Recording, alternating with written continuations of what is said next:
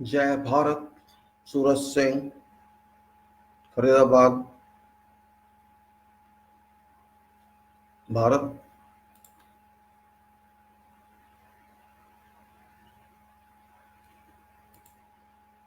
जन गण मन अधिनायक जय हे भारत भाग्य विधाता।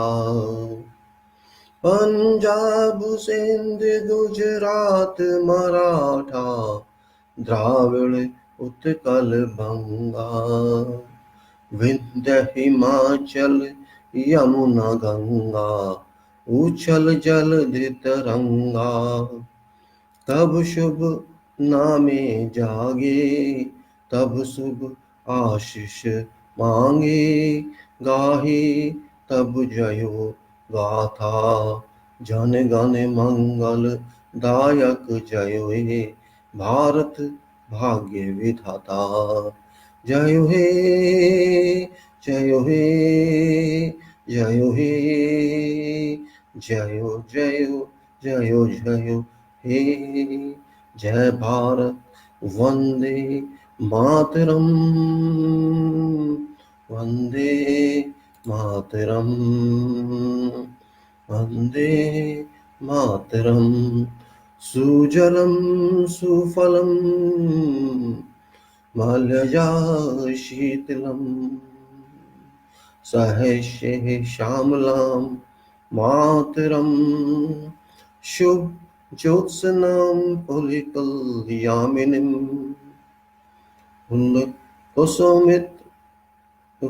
शाम्भिनीं सुहासिनीं सहोदरं भाषणं सुकृता वन्दे मातरम्। जय मदर भारत, जय लैंड भारत, जय पब्लिक भारत, जय भारत, जय संविधान भारत, जय जय भारत के भगवान, जय जय भारत की देवी, जय जय भारत की अस्थि, जय जय भारत की शक्ति। Suraj Singh, Faridabad, NCR, Bharat, India. Again back to you to bore you, to waste your time, to disturb your sleep every day. And I take credit of this atrocity on you caused by me.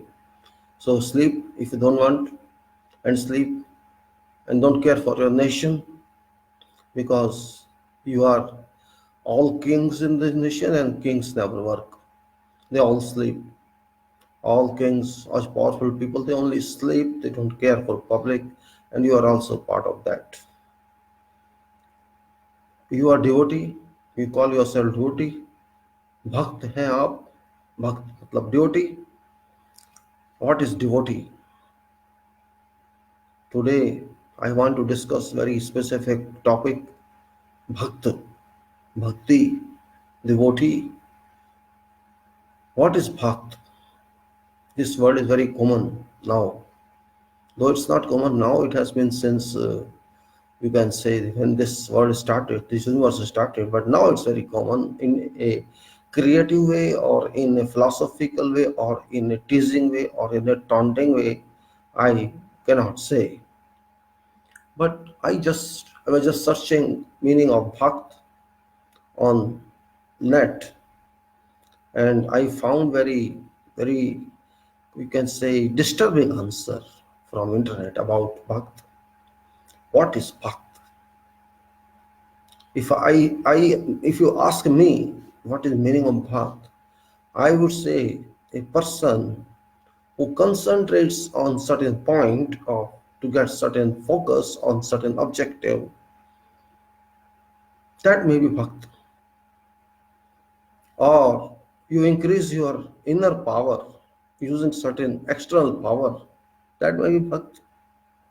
But that meaning which I searched is really something very powerful, and it says that you believe in something you only believe, or someone forces you to believe without going into in-depth analysis of what you are thinking to believe or what you accept to believe without having any foundation to justify that, without having any logic to equate it to your understanding, is called devotee bhakt. Means it doesn't have any meaning of science, it doesn't have meaning of mathematics, it has no meaning of any gravity. It is just a belief and a belief without having any support from understanding, from logic, from science. And because you believe it, you cannot accept if others don't believe it. It's like you can say certain religion, certain faith that says if you don't believe this, you are non-believer. Right? If you don't believe this, you are non-believer. This is very clear from many religions. If you don't believe this document, this faith, you are a non-believer of this faith. And that is what bhakti means, is it? Means you believe something I don't want to believe, but you force me to believe it or you are anti-mine. This is bhakti. What sort of bhakti it is? Maybe, I think it's a more powerful bhakti, devotion to acceptance of superpower, to acceptance of God in itself. You worship some God or you pray some God, you accept any power in supernatural world, that I believe in this power. You may believe according to dharma, some souls you never saw in your real life. This is my God. You can appoint anybody, any soul a God. You can appoint whoever you think is your power, is my God. Means you have yourself drawn a power from nature that I can appoint a God for yourself. Okay, you can appoint a God, but you have made yourself bhakt. Bhakt. Do you know meaning of bhakt? Bhakt means immersion. According to my consideration, my philosophy, it is a state of immersion. Dip in to find out facts, to find out realities, and after having complete innovation of that reality, to apply that material, that fact to your life, to know real results. You have to immerse in that. You have to know facts of that. You may call it work meditation, you may call it fictitious meditation, or you may call it whatever you think is right for you. When you study, what status you get? You say, I'm a student. Okay, you are a student. But what is a student? And up to what age you are a student? Are you student only up to when you get certificate of success of your studies? Or you continue study forever? Where does this student title terminate? Or it never terminates, it terminates life. Study has an objective. It has a goal. It creates for you your mind. It ignites your mind. It develops your mind. It activates your pressure of mind. It tells you this is your route. It tells you where you have to go. It tells you what speed you should use. You drive. It tells you so many aspects of life. That is a student program. You have to study all facts, all imaginations. I am saying facts and imagination because you start study by assumptions.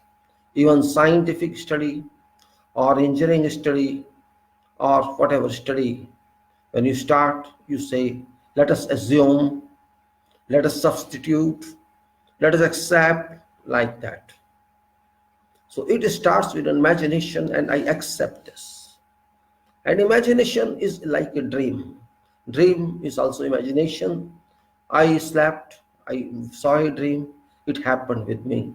But when I opened my eyes, I came to conscious, I could not find that. This was remained in my mind, in my memory. I could not identify that later on, and I could not even reproduce that completely. Just a faint shadow image in my mind, which I tried to think I was in that dream. My question to you is about bhakti. Where does bhakti lie all here in our life? What is bhakti? What is bhakt? And what does it mean? You are devotee to God. It may be Trinity in Dharma. It may be Trinity in Christianity. It may be unity in Islam. Or it may be whatever in whatever religion. That is your choice. You have to decide yourself. Because bhakt in religion is based on relation between that person and religion. To what level do you accept that religion? That is your choice. Because no religion is confirmed. System has been devised in every religion by human. And human confirms this, human justifies this, but human does not prove it. The human cannot prove that it happens. Yes, there are holy books, shrines, everything in every religion, but that is only assumptive, presumptive, without any concrete result, only faith, only belief, without any authenticating document. Bhakt, again I say, a devotee. There's a bhakt and God relation. There's a bhakt and understanding religion. There's a bhakt and research relation. There's a bhakt and factual relation or imaginary relation. If you are saying factual relation, this bhakt goes off and a student comes in. Means bhakt, you can say bhakt versus student, bhakt versus patriotism, bhakt versus facts of life. Whatever you can say, you have to have comparative study of all this. If somebody says bhakt, this person is bhakt. Nowadays, it's in 2020, and since 2014 to 2020, there has been evolved a new definition of bhakt, and that in our country, Bharat, India, that bhakt is you are bhakt to some person. And in fact, to be very frank, it's called Bhakti Modi. It's called Modi Bhakti. They themselves devised this. No, Modi forced them to devise. Okay, fine. If you consider that person is equivalent to God, you have every right so to think, because our constitution of Bharat allows you to have any kind of faith, any kind of freedom of religion, any kind of freedom of thought or expression, or you have full liberty of that. Nobody can stop you, because you are citizen of this country, you are member of this country, you have every right to believe whatever you want to believe. You can worship any person, whatever person you think is worth for your life. But that should be confined, focused only to your line of collimation of your work of mind, should not be deviated from your line to some other lines. That line of collimation of focus only for you is not valid for others. Bhakti, its word, or you may say concentration, equivalent to that, or power of meditation, only for that direction. You can consider yourself. You means you have researched or you have produced a person, valuing him more than God or equal to God. That's why you are busy in devotion. Very good. If you think that person is God, you can. There have been many gods in this country. Every every person who has more understanding of faith or religion, or who can grasp your mind, who can capture your thought, who can, you can say, capture your complete mental power, that person is called, you may say Baba, you may say Tantric, you may say your Guru, or you may call by whatever title. That is between you and that person whom you believe. You believe a person, a tiny person, just like you and me are, I are. You ignore that party, that power who produced you and that person. I don't understand why do we call that person a you can say God, and a person who is his disciple, his bhakt. There's a difference between bhakt and disciple. There's a difference between guru and shishya, pupil. There's a lot of difference. There can be a teacher which is called guru. There can be called a follower or a student which is called disciple or pupil. But when you use word bhakt, I think it's not appropriate. Yes, you can follow any political leader. You can follow whatever person you like. But we should not call that bhakt. Because bhakt has very high profile. And bhakt means, well, not only bhakt, you have to follow that person in full. If I say someone is Ram Bhakt, someone is Krishna Bhakt, someone is Harishchandra Bhakt, someone is Shiva Bhakt, Brahma Bhakt, or Hanuman Bhakt, or you can say Vishnu Bhakt, or someone is Jesus Bhakt, someone is Mahavir Swami Bhakt, someone is Allah Bhakt. You can find all categories of bhakts in this world, and that's very great. This means you are following, when we say you are a bhakt, you should follow that. Just calling yourself bhakt without following that power of bhakt, power of God, or power of superpower whom you follow, whom you admit to be your director, you cannot say that's right. You cannot say that's right. If I say I am Ram Bhakt, for example, yes, I say I am Ram Bhakt, then I have to first of all know what is Ram. I have to know complete philosophy of Ram. I have to know complete character of Ram. I have to complete lifestyle of Ram. I have to know complete preachings, what Ram explained, Ram proved, Ram followed, Ram evidenced. And if I follow that, I can say that I have some authority, I have some authenticity to name myself Ram Bhakt. I'm talking logic. I'm not talking blind eyes. I'm not talking blind mind. I am brainstorming something which is scientific, because what I'm talking is, these were not imaginary powers. These were scientifically based powers. You may call them God, you may call them learned people, you may call them authorities, you can call whatever you may. But these were, if true, were based on science, not fiction. If I say I follow Ram, then I have to follow Ram.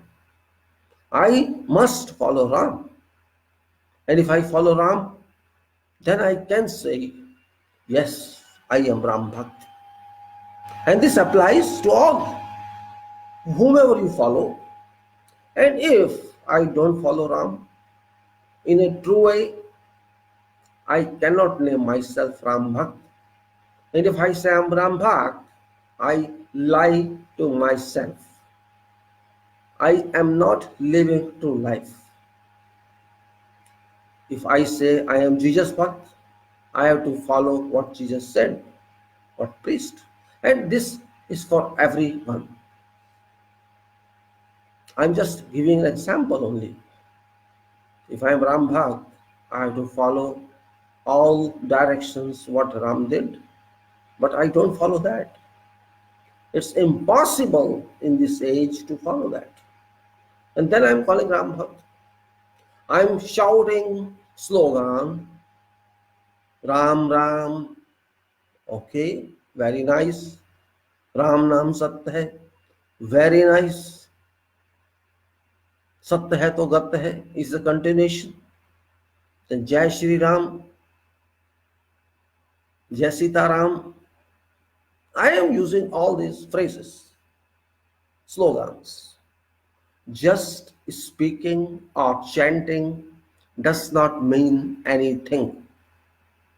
First, you have to understand meaning of that, and then if you can apply onto your life, you can apply.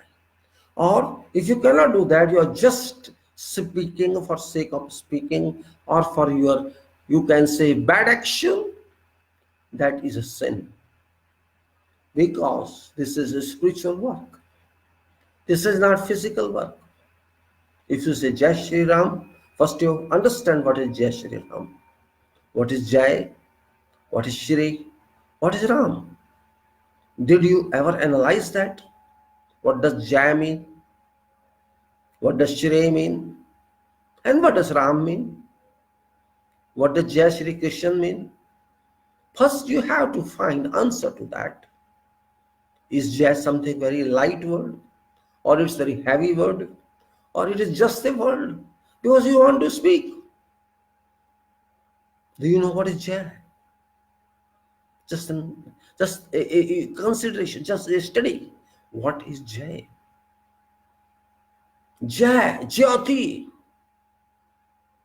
Jai. Jai is Roshni. Jai is illumination. Jai is coming out of darkness. Jai ho. Would you ever say Andhera ho? Be dark. Have you ever demanded? Have you ever demanded, oh, let God be dark forever? Shall you demand that? Jai ho. What does it mean? This means you should be in light, in sunlight or other light, in knowledge, right? Knowledge is light. When you start some seminar, you kindle certain flames in name of Saraswati or in whatever name. You do that. That is Jyoti. Jai means your mind should work. It should be in light. It should not be in darkness. That is Jai. A kind of happiness. A kind of, you can say, expression of values. And what is Shri? What is Shri? Is just name title? Or it's a standard title? Or what it is? English we say shrine. What is shrine? And what is Shri? Is there no relation, you think? There is a relation. Shri means an indication that this is godly. Godly. Shri Yantra. What is Shri Yantra? Lakshmi Yantra, right? Shri stands for God's equivalence. Jai, Shri, God equivalence. I be in light by meaning of Jai, and Shri is God equivalence. I should be in light and we come from God and name of God. Ram. What is Ram? What you are asking for, what you are saying. No. I am asking for. Because Ram is not basic name of Bhagwan Ram. It's the name given to that person, that king who was born in name of Ram. And when name was given, Ram means there was Ram before that also. That is Ram. What does it mean? We always say Aram. Aram means come, A means come, Ram means happiness or rest or relief. Ram, his name you can say kind of relief, a kind of happiness, a kind of rest from hard work, a relief, a relaxation, a kind of pleasing state. That's Ram. We say Jai Shri Ram. Jai means let it be light, let it be illumination, let it be open from darkness to light, to visible, and Shri is God and Ram is relief. So when you say Jai Shri Ram, it means you are expecting total relief, relaxation from nature. You have to analyze. Same thing applies to all. Are you understanding this explanation? If you can, good. Then we can discuss what is Bhakt. If you say, I all time say Jai Shri Ram, Jai Shri Ram, Jai Shri Ram, very good. You are very good. Means you have submitted yourself to devotion of Bhagwan Ram or Raja Ram, or in whatever way you use, you attach yourself, you associate yourself to that person who was born by name of Ram. Fine. But it's not simply follow or chant name, you have to follow acts also. Do you follow acts? For example, I'm just talking of Ram. What was born character of Ram? What was infant character of Ram? What was youth character of Ram? And what was post-youth or working character of Ram? That all points you have to know before you start initiating yourself to be a devotee to that. This is called scientific study. It's not faith I'm talking of application. If you know what was the standard of that person, what is whole life of that person, can you apply that onto you? If you can apply that onto you, you have every right to name yourself Bhakt or Ram Bhakt. But can you? Have you ever tried? Ram also tried, because before that title, he had got another title. And that title was long back given to that person when that person was previously incarnated as Harishchandra. You know that. If you know that, then you have to rethink. Because we call in joking way or in teasing way, this person is Harishchandra. We say Harishchandra ke khandan se hai bhai. We call it usually. Though it's very big statement we make, but it's very powerful statement. Harishchandra. Harishchandra means according to Dharma it was Satyuga. And Ram means it is Treta Yuga. There's a gap of 4 yugas between Harishchandra and Ram. You must understand that. 7, 6, 4 and then 3. Treta means 3. Means I don't know how many lakhs years gap between two, but 4 for father of Ram is Harishchandra. Harishchandra power or character is such powerful that even Ram failed in that time when he was Harishchandra.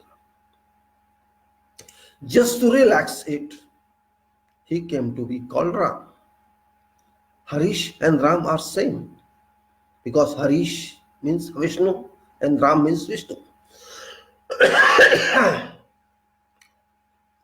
Everybody in this life on earth cannot follow up truth all time, because we are human beings. Somewhere in our life we have used false statements, we lied, and we do it today. So question of survival as Harishchandra cannot exist. No one can be Harishchandra. It is impossible.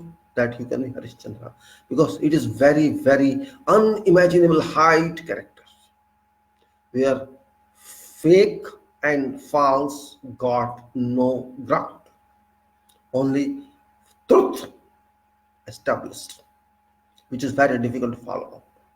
So it's no use to concentrate on that study, because you cannot do that. And even what I'm talking about Ram, you cannot do that.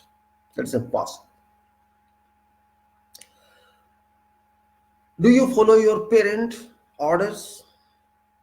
I am sure 99% people do not follow their parental orders. 99% people do not follow truth.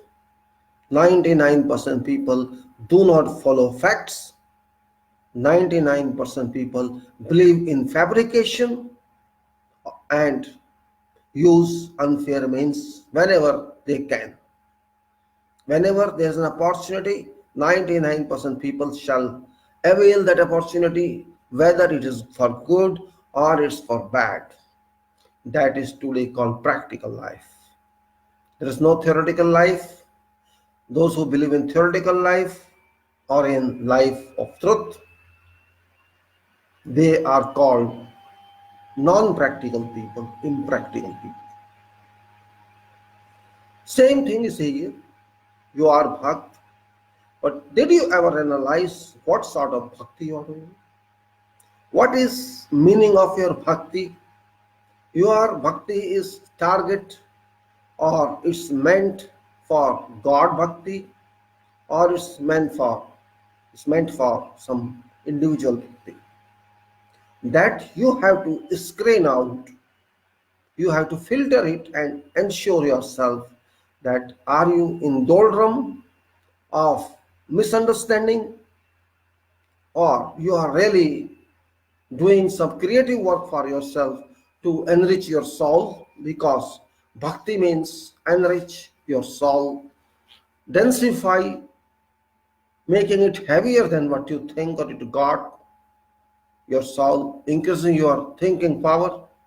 If your bhakti doesn't give you energy that is required for your life survival, life maintenance, then I don't think your bhakti has got any kind of meaning.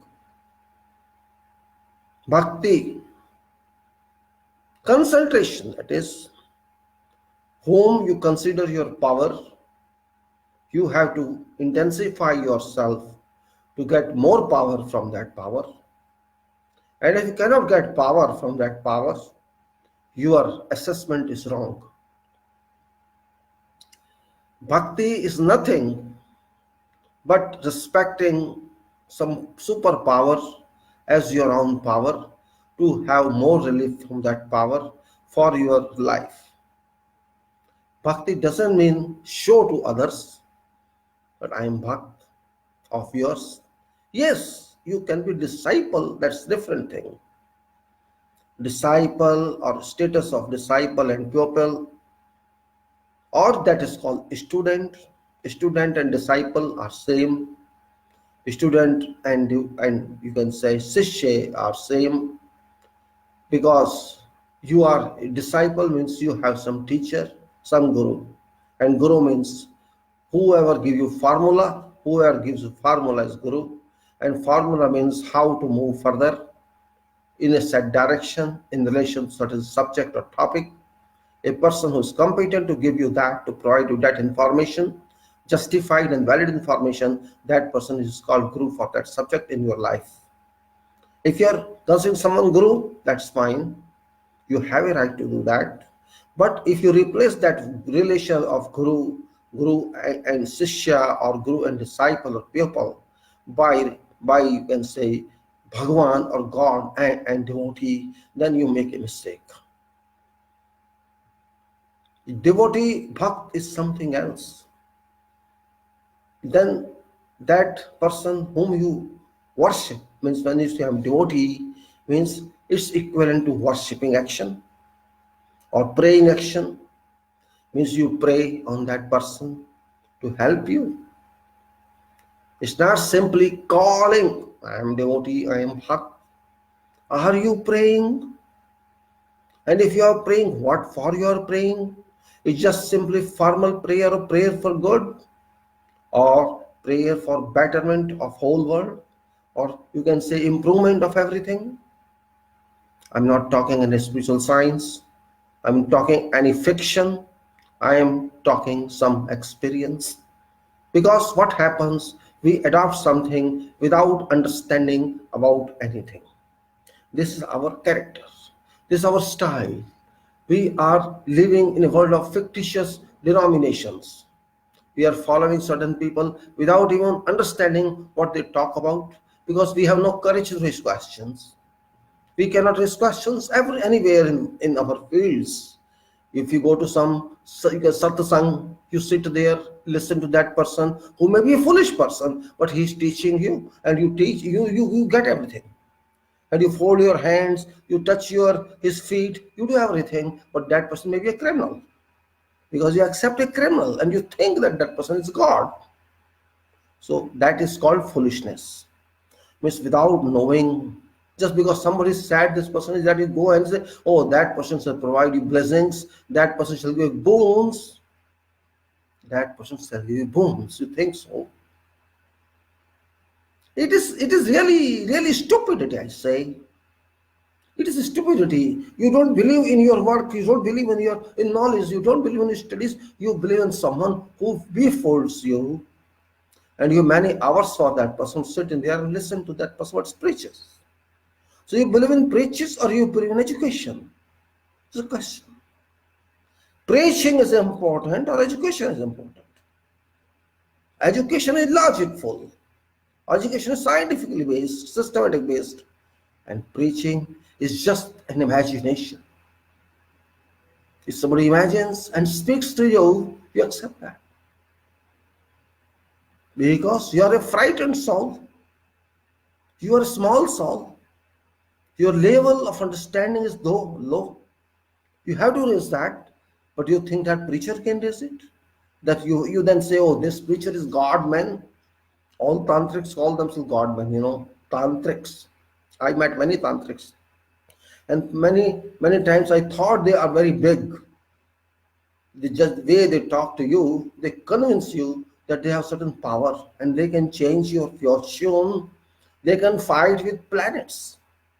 This is tantrics claim. I can change route of planets in your horoscope. Oh, I was really very impressed. Very impressive statement this tantric is delivering to me. He can change route of stars for me. Oh my God, such a powerful man. And he claimed, I am God man. I can give you some money asking God sleep. That means to claim. I can say, God, you sleep. I want to give some crore of rupees to my disciple, to my bhakt. You sleep, don't watch. And I allow it. Such brainwashing is done by these gurus. That is why I'm saying, if you calling yourself bhakt or others call you bhakt, is insult to God. I am requesting all those people in this country, of whatever age they are, of whatever caliber they have, of whatever education they have, please check yourself. If you are God devotee, I welcome you. You have every right to be called a devotee to God. That is your up character. That is positive value you are earning. I'm not going against any person who believes in whatever sect or religion or his own way, his own world, but I'm just trying to nullify those who have got misconception about some human being and they call their relation in relation to human being as bhakt status. If you are bhakt of that person, of course you have been misled. Because if somebody claims that I am God, I can say person's mind, that person's claimable mind is gone. There is no mind in that person. It is just completely hemorrhaged, broken into pieces and gone. If somebody claims I am God, my only question to that person is, whoever calls or expects other to consider that person God, okay, behead yourself and join again. Only one question. Behead that person and ask that person, create again, alive. If that person can do that, I would accept that you are a God, or else don't mislead public. Don't mislead innocent souls, innocent public members, because sometimes everybody is not having equal level of thinking. You may be having aged up, but you are not thinker. It happens. You may be very highly qualified by academics, but you haven't developed your thinking power. Your thinking level are too low, despite having many degrees, because degrees and thinking power got limited relations. You are having many degrees does not mean that you are thinker, because those people who did not have any degrees were thinkers. For example, Newton. Many scientists who never graduated, they were big thinkers. All over the world, many people who did not do any engineering, have an engineering education, they built something. Those people who use mind are thinkers. And sometimes maybe people are pre-educated, pre-birth educated from God's university possibly. So they bring with themselves God gift of thinking power. And there are many people who are having doctorates and postdoctoral degrees. They cannot think anything. So education and thinking should be related, but virtually we don't have any relation. You may be very low profile person, but you can think a lot. And you may be highly educated professor. You are professor only for subject you are teaching, but you are not a thinker. If you cannot think for your nation, you are not educated, even though you are educated. If you cannot think for this world, which is a part of your country, your world, your membership in this world also, you cannot think, means you are not educated. You may be having any education, because world is also yours, this country is also yours. If you cannot, for example, you take up science has developed, engineering has developed, 7 billion people in this world. We were given this earth pure, refined, original. Pure air was given, pure water was given, pure rain was given, and pure blood was given. We were educated also. We have many educations, but we polluted air. We polluted or not polluted? Tell me. We polluted ourselves because we never thought that this fossil fuel, which was produced in millions of years, shall not remain for millions of years if we extract it continuously without any controls. But we used it without any scale, without any contemplation. How can we budget its use? I am saying budget its use. We did not do it, and these reservoirs were under certain people, certain nations who claimed that this is their resource, this is their power potential, and they abused it by extracting it unlimitedly and exhaust it. Fuel was burned, fuel which was produced in, you can say, many centuries or millenniums. This fuel we drank, we fired, we burnt it, and we produced polluted environment. Even sea is not able to digest that carbon particles, that carbon content, which is duty of sea to digest the part of that. So what shall we call this? Is this based on think of use? Means we never cared to think about how to use this quantity, this part of resource, this part of natural material. That's what I'm saying. Every person who is educated does not mean that person can make think tank. Thinking is original, education is relative, but education must be a support to create think tank, which we missed. And not only we missed, we humanity missed. Whole world missed. Those people who manufacture cars, big cars, automatic gears, go and see what they drive themselves. They don't drive those cars. They sell those cars just to make money. And what they do, go and see. You'll find cycling. You'll find very light type of scooters. Only standing type scooters they use. They are not using their own Mercedes only for research purpose. But they are selling their product because we want to make money.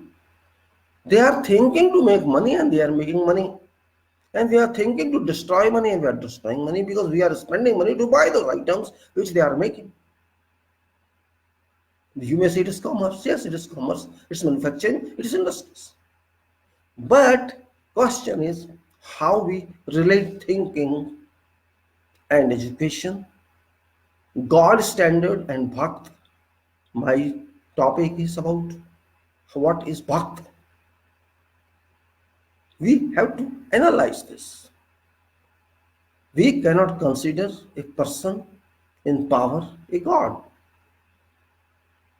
because that person is not God, but we have appointed ourselves bhakt to that person. Whose fault is this? First fault is of person who designated, appointed or self-appointed bhakt. Okay, you are bhakt, very good. Second fault is of that person who silently, tacitly approved it, never condemned it. That person's fault is that. And it continues. So that person indirectly says, yes, I am God. If that person is God, very good. I regard you as God. But work as God then. Solve problems. If you are God, you must be competent adequately to solve problems. But rather than solving, you are evolving problems. This means justification mandates that you cannot call yourself God.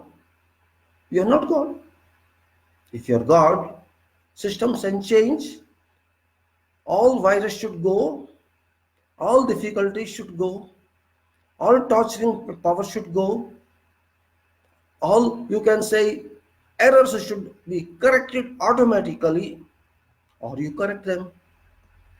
But that has not happened.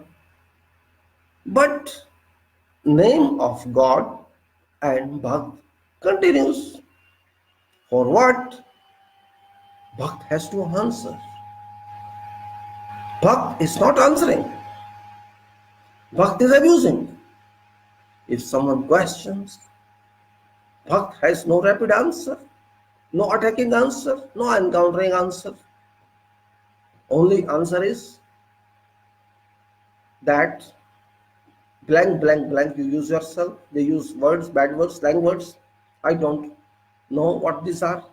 These are abbreviated forms, and you can make your own understanding of that. That's not public way. I cannot speak like that in public. because that is against ethics. Those people are, of course, they cannot use their organs to understand, organ of mind, organ of eyes, organ of ears, and organs of intellectual power, organ of soul power. All their organs are shut. All their organs are shut by that abuse of understanding. They are bad name for status of bhakt, and that person who draws pleasure in his character calling, in his bhakt calling himself God, that person also equally culprit in this sin, because bhakt means God's bhakt. Bhakt means superpower bhakt. Bhakt means a bhakt who believes in nothing else but in bhakti, concentration, yoga, not yoga what these people teach, yoga which means yog, which means connection, which means link between human soul and superpower soul. It's not yoga what we are seeing, experience in earth. It's yoga of soul, which very few got. And bhakti is that. Bhakti is one root. Bhakti is nothing but yoga. Bhakti is nothing but connection to super soul. If you can do, it's your personal, private. It's your power to achieve that power, to seek more power from that power, to draw more energy from that power. But that bhakti is not bhakti. It is 2019, 2020 bhakti. This is fabricated bhakti, a bhakti of senseless people. Those people do not even understand what they talk. They are insult to bhakt status. They are insult to God status, because they neither understand what is God nor they understand what is bhakt. They are living in fool's paradise. Actually, they are ignorant. And I'm not alleging upon them, I'm just advising them. Because they are in darkness, they are staying in darkness where you cannot see by physical eyes, you may see by your mind eyes. Because mind eyes can penetrate darkness. If you use mind, you can even remove darkness, and that is purpose of mind. Mind is purpose of that. Mind is an object where light stays, and darkness can cover that light also, which you have to shunt out, and that is called ignition of mind. You have to ignite your mind, and mind is nothing but home of God. Heart is not home of God. Mind is home of God. This mind can accommodate God, every God, and this mind also can accommodate darkness, which is door to light. Because when light comes, this darkness leaves its place and light is allowed to stay there. And that is purpose of mind. It's nothing else. Education is light, devotion is light, thinking is light, spirituality is light, and crime is also some kind of light, temporarily, but it's darkness ultimately. So you have to decide what you have, you can, and you would. If somebody misleads you, you must know that you are being misled. And somebody gives you a direction, then you must know what is right, what is wrong. And if you cannot do this, then you are not human being. Then you are not at all human being. By mistake you have come as human. Because everybody has a power of mind. And even medical science says, other scientists say 16% mind is used by an intelligent person. If a brilliant person uses only 16% mind, what about those who are below average? Maybe 5%, maybe 10%.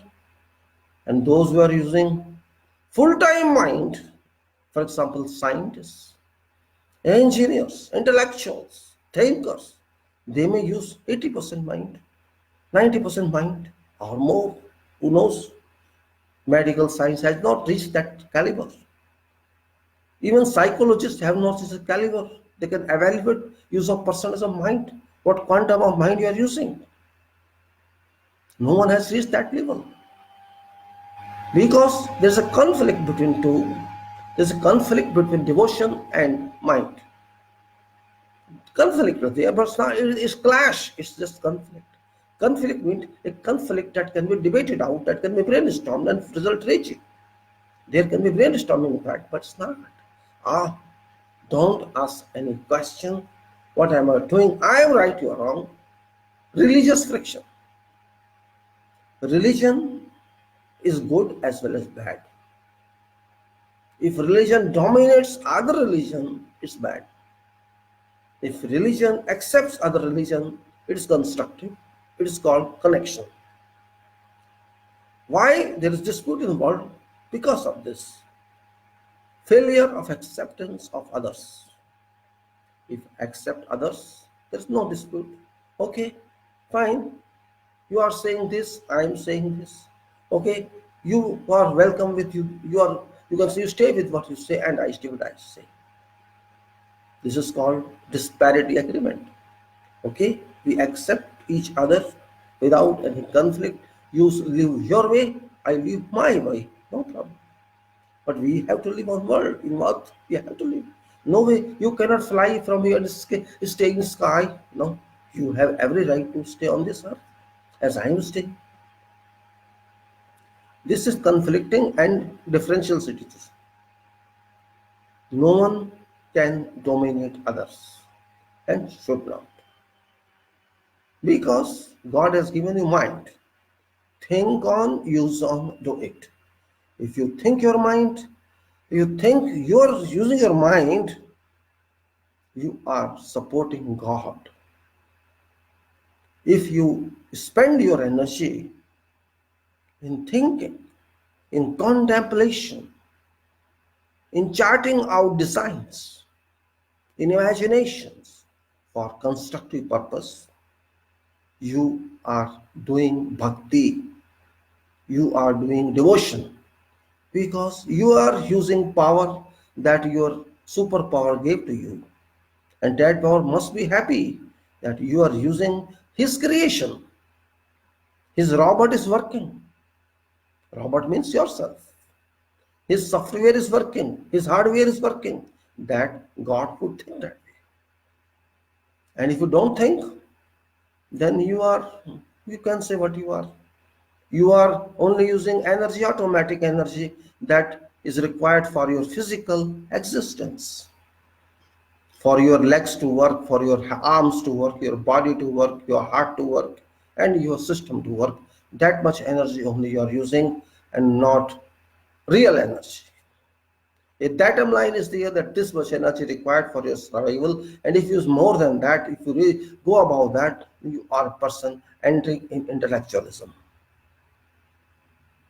This means up to your eyes, up to your mouth.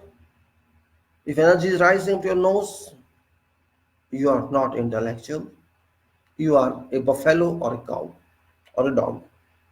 And if your energy is rising, your is rising to your mind, you are entering into God's department, where you can find your faxes, your instructions, your from orders from God, and you can see job assignment. You can find there, because that is section where God has control, remote control. That is brain, that's mind. So when you enter even the piece of that, you are function, you are in God's command, and you are starting real bhakti. And that's what I'm saying, or to all those modern bhakts, all those called bhakts who are in delusion, who have been in delusion, you can say in horizon imagination or mirage. You know horizon or mirage? These are fictitious scenes. Horizon means where you see that it appears a vista of skyline where it seems that sky and earth are meeting. That's called horizon. Or horizon means imaginary view, vertically as well as horizontally. Vertically is a connection to azimuth, also imaginary. And if you see mirage, you know, might have studied that where you find the desert seems to be a lake or water, that's called mirage. So don't earn mirage or horizon. Come to scientific consideration that reality exists. Devotee, if you want, be devotee, no problem, but not human duty. No human is God. Human is human. And if someone claims that I am God, all right, you prove it first. Only prove is behead yourself and prove by reconnection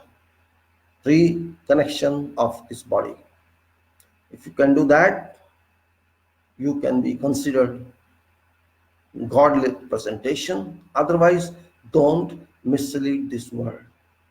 And I'm not criticizing anybody. You have every right to do whatever you want, but try to analyze before you reach some conclusion. You can consider anybody God. And this is what is myth actually. Why we call it myth? If you talk to someone, you will say Hinduism. First of all, they will say Hinduism. Okay, I don't believe, I don't accept this term, but okay, for discussion's sake, we accept what you say. They will say Hinduism and they will say Hindu mythology. Just see yourself. One side you are saying Hinduism and other end you are saying mythology. When it is Hinduism, then how you are accepting other term, mythology? What is mythology? Myth plus logy. What is logy and what is myth? Can you analyze this word? Myth means not fact. Myth means it is just assumption, you can say vision, a disease for a patient, and an art for a person who is artist. And what is myth and what is ism? If you say Hinduism exists, then why do you say that it is myth? If it is a myth, it doesn't exist. This means your claim of Hinduism does not exist. So why you claim? If you claim it exists, prove it. Where it is, what type it is, when did it start, what's its commencement day, how long it is traveled, who is its author, who is its writer, who is the innovator, who is its exponent. Can someone prove it? What is its historical meaning? Either accept it as a myth or accept it as history. Do not travel on both. You are traveling on myth and you are traveling on history, you will collapse in between, and you have collapsed. First of all, term itself is incorrect. Many times I have spoken about Hinduism. Hindu is a fiction, it is nothing. We are just so flexible to accept whatever is given to us by whatever person, and we feel proud that is called deceptive understanding, misleading minds. use of conscious and not use of mental power. It's not scientific explanation. Science doesn't mean physical science I'm talking of. Science means system, because science is related to knowledge, and knowledge is found in nature, in universe. And until you do not understand that knowledge, you cannot call it science. When you can understand this system created by nature, that system, understanding, establishment is known as science. Science is not created by human being. Science is understood only. System is there. It's working all time. We could not understand that, and that's why we are researching on that. We are researching. We are researching something we don't own. That is called scientific study, because we just want to know facts. This means everything is available in nature. Everything is there. We have to find only. We have to understand that. And that is science. So science is not generated. Science is already there. Only is we have to find for ourselves what it is. So do not be over smart. Bhakt is nothing but a researcher of what is there. And if you cannot find that, there is no meaning of bhakt. It is all deception. Bhakt is imagination of misunderstanding. Be a student, that's what I say, rather than being bhakt. A student means disciple. A student means shishya. A student means learner. And whom you are worshipping, that person should be more than a teacher. Is that person qualified enough? And qualification doesn't mean academical qualification. Qualification means a person who is capable to deliver to you facts. That is called teacher. Who can train you, who can set you in right direction. That is teacher. As higher teacher, he has got higher designations. For example, professor, you say professor. You say lecture. Lecturer is a verb. I can say lecture is a verb. He's delivering something, some talk is a lecture. Like professor is something else. You may say, no, it's the university teacher. Yes, for you maybe university teacher, but for me, no. University is a building, that's it. It's a legal sanction, nothing else. Profession is simply defined as level of attainment that is based on your advanced knowledge.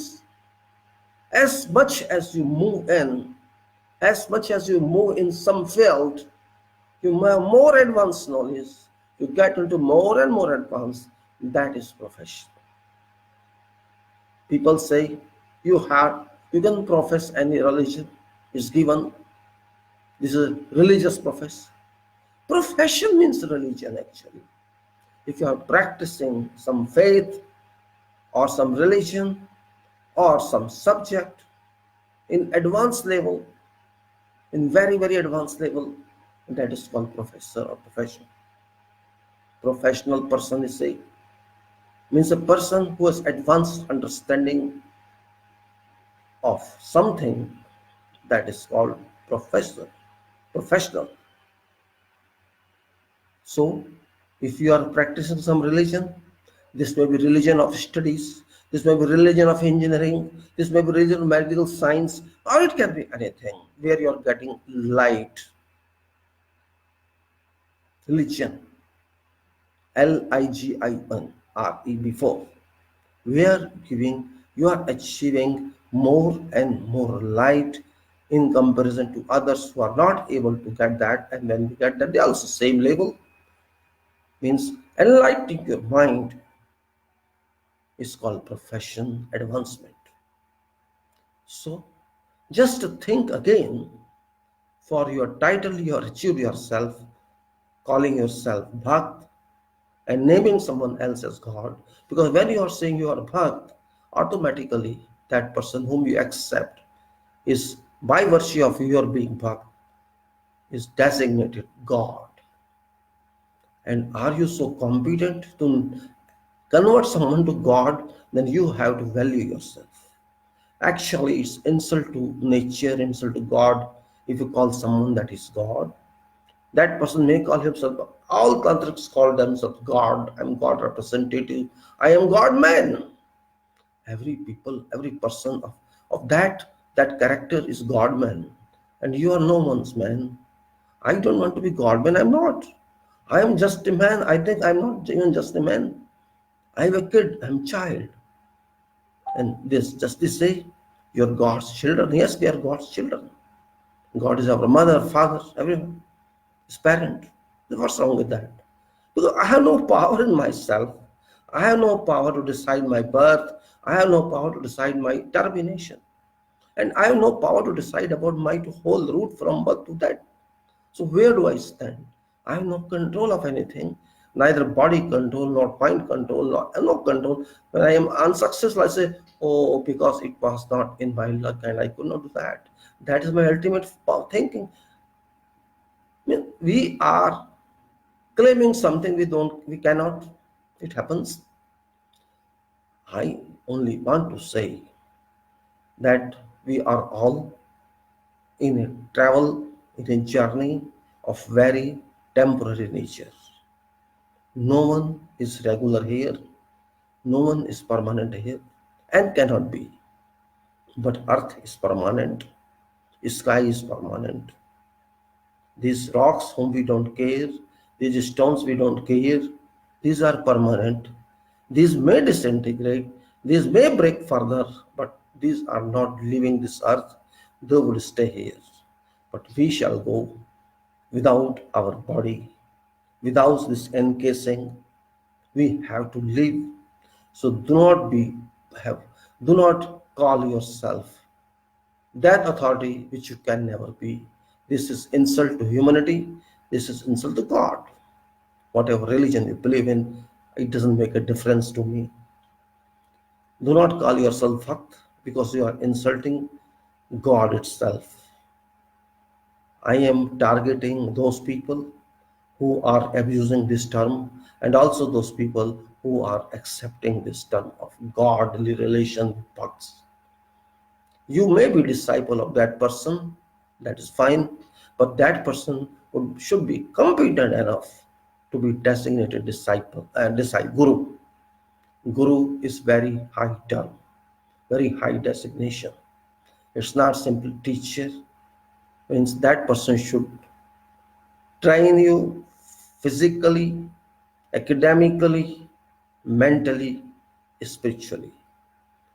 All spheres that person should provide something. If not in one person, maybe by. That's why you say I have many teachers in my university, subject teachers, tutorial teachers, practical teachers in every field. You will have met maybe with 100 teachers in your life for your training, 50 teachers for your training. This happens from your schooling to your university, post-graduation or doctorate. You might be having hundreds of teachers to train you. This means there is not even a single guru. There are a group of gurus that can teach you. This point you have to clear in your mind, that you are able to understand yourself first. First, you understand yourself. Those who are not very well educated, I am not claiming for them because they have to learn first. But those people who are well trained, having certain positions and certain academical qualifications, those people having graduations and whatever mark of graduations up to doctorate, they should at least control themselves, because you have to think of this country first and then for whole world. Do not make yourself smaller by limiting your thoughts to certain person who is in power, because that person too is temporary. That person is not fully authentic, authorized, empowered to change your fortune. Because if you want to change your fortune, it is only you that can change your fortune, no one else. If somebody says, I will change your fortune, that person cheats you certainly. Do not be a subject of being cheated. Do not be a follower of some foolish line. Use your God wealth, which is your mind, mental power, that is your property, which God has gifted to you, and that is voluminous, that is having lot weight, and that is having potential, energy, kinetic energy, dynamic energy, and all kinds of energies accumulated, assimilated in that home which you own but you don't know. No academics is full, no academics is finally given to you if you do not use that. You may be having whatever knowledge from your graduation, from your subjects, but don't forget that is not original. That is written by someone and transferred to you by communication of books or by lectures. Somebody has given to you and you have taken that, but you have not experimented on that. You have to experiment that one. Only then you can say, I got something from that. If you do not do that, then it stays only in books and not in your mind. And purpose of education is incomplete in that case. If you want complete education, you have to educate yourself. No one can educate you. You have to learn yourself. No one can force you to know something until you accept it. You respect all. I don't say don't respect, but to human level, not to God levels. Why I am talking is this? Because of situation in this country. It first time happened here since 2014 that a new title has emerged in public, and that title is Bhakt. It's very strong, extraordinary title which I never saw before in public domain. Yes, in private life there can be anything, but just to brainwash people, some criminal mind published such status and people owned this status. That is not helping this nation, great Bharat, India, which is an exclusive and extraordinary spiritual and physical and knowledge-based nation.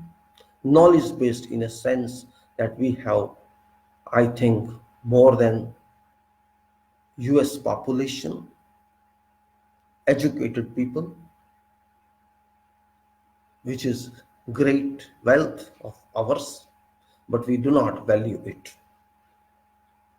Unfortunately, those great wealthy people, academically wealthy people, have also submitted to that person who himself appointed and declared virtually that that person is God.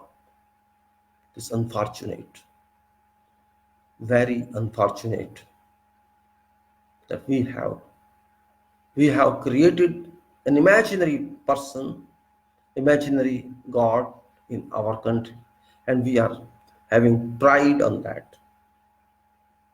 Because of internet, we communicate daily, all communicate generally, some in high speed, some in low speed. We communicate, and I find it very useful, interesting also. But what is transpired is not fact. You are wasting your academics, your knowledge, your earnings if you are submitting to some person who thinks that that person is above this nation, above this world.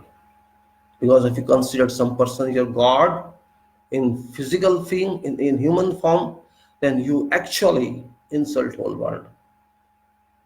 Because God is above world, above this solar system, above universe.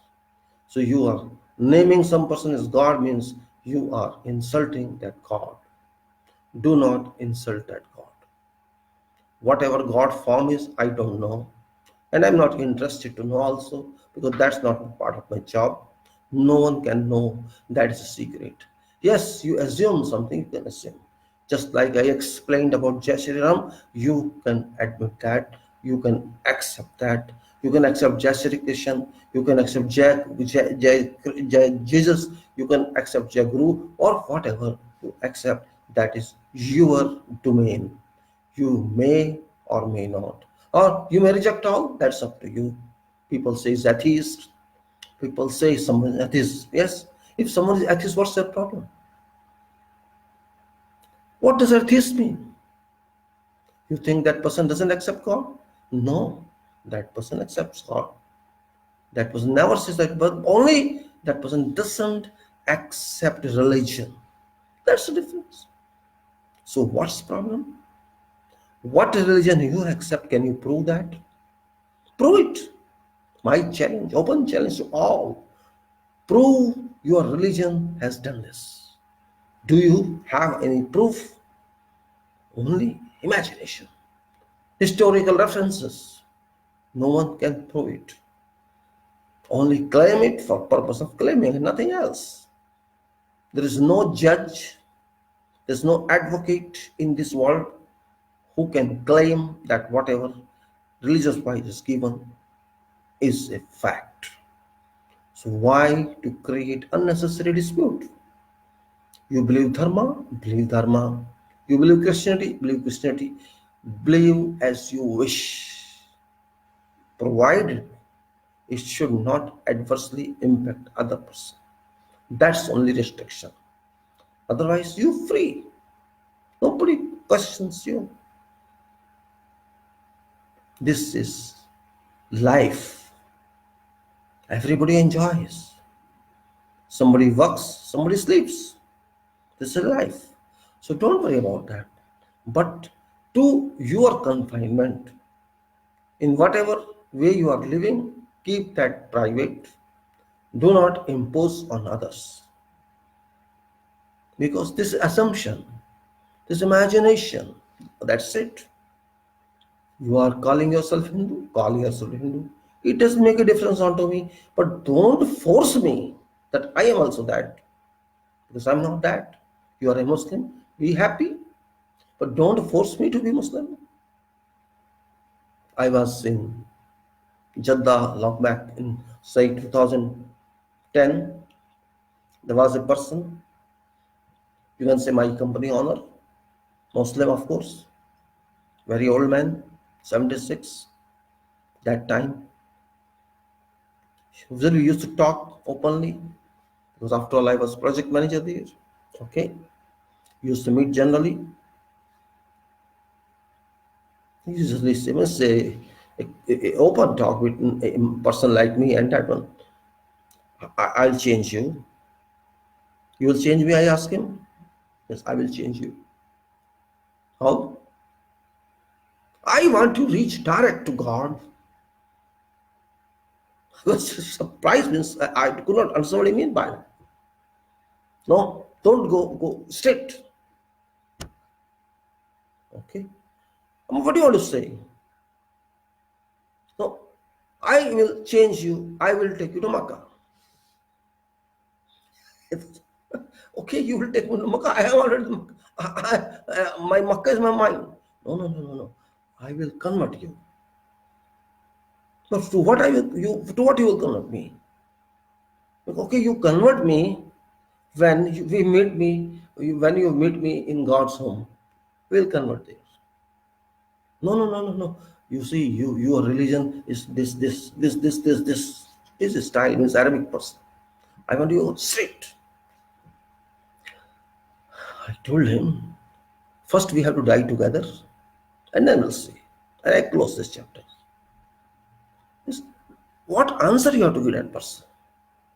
Some people are like this. Of course, it's Arabic, and he put, I don't know how, on my pataka. Pataka means identity card or residence card in a country. That's called pataka. I later on knew that on that pataka, my religion was written Muslim. I was not surprised because this can happen. They are powerful people. But no purpose was served. See, I am your worker. I am for you here. Better use me for work.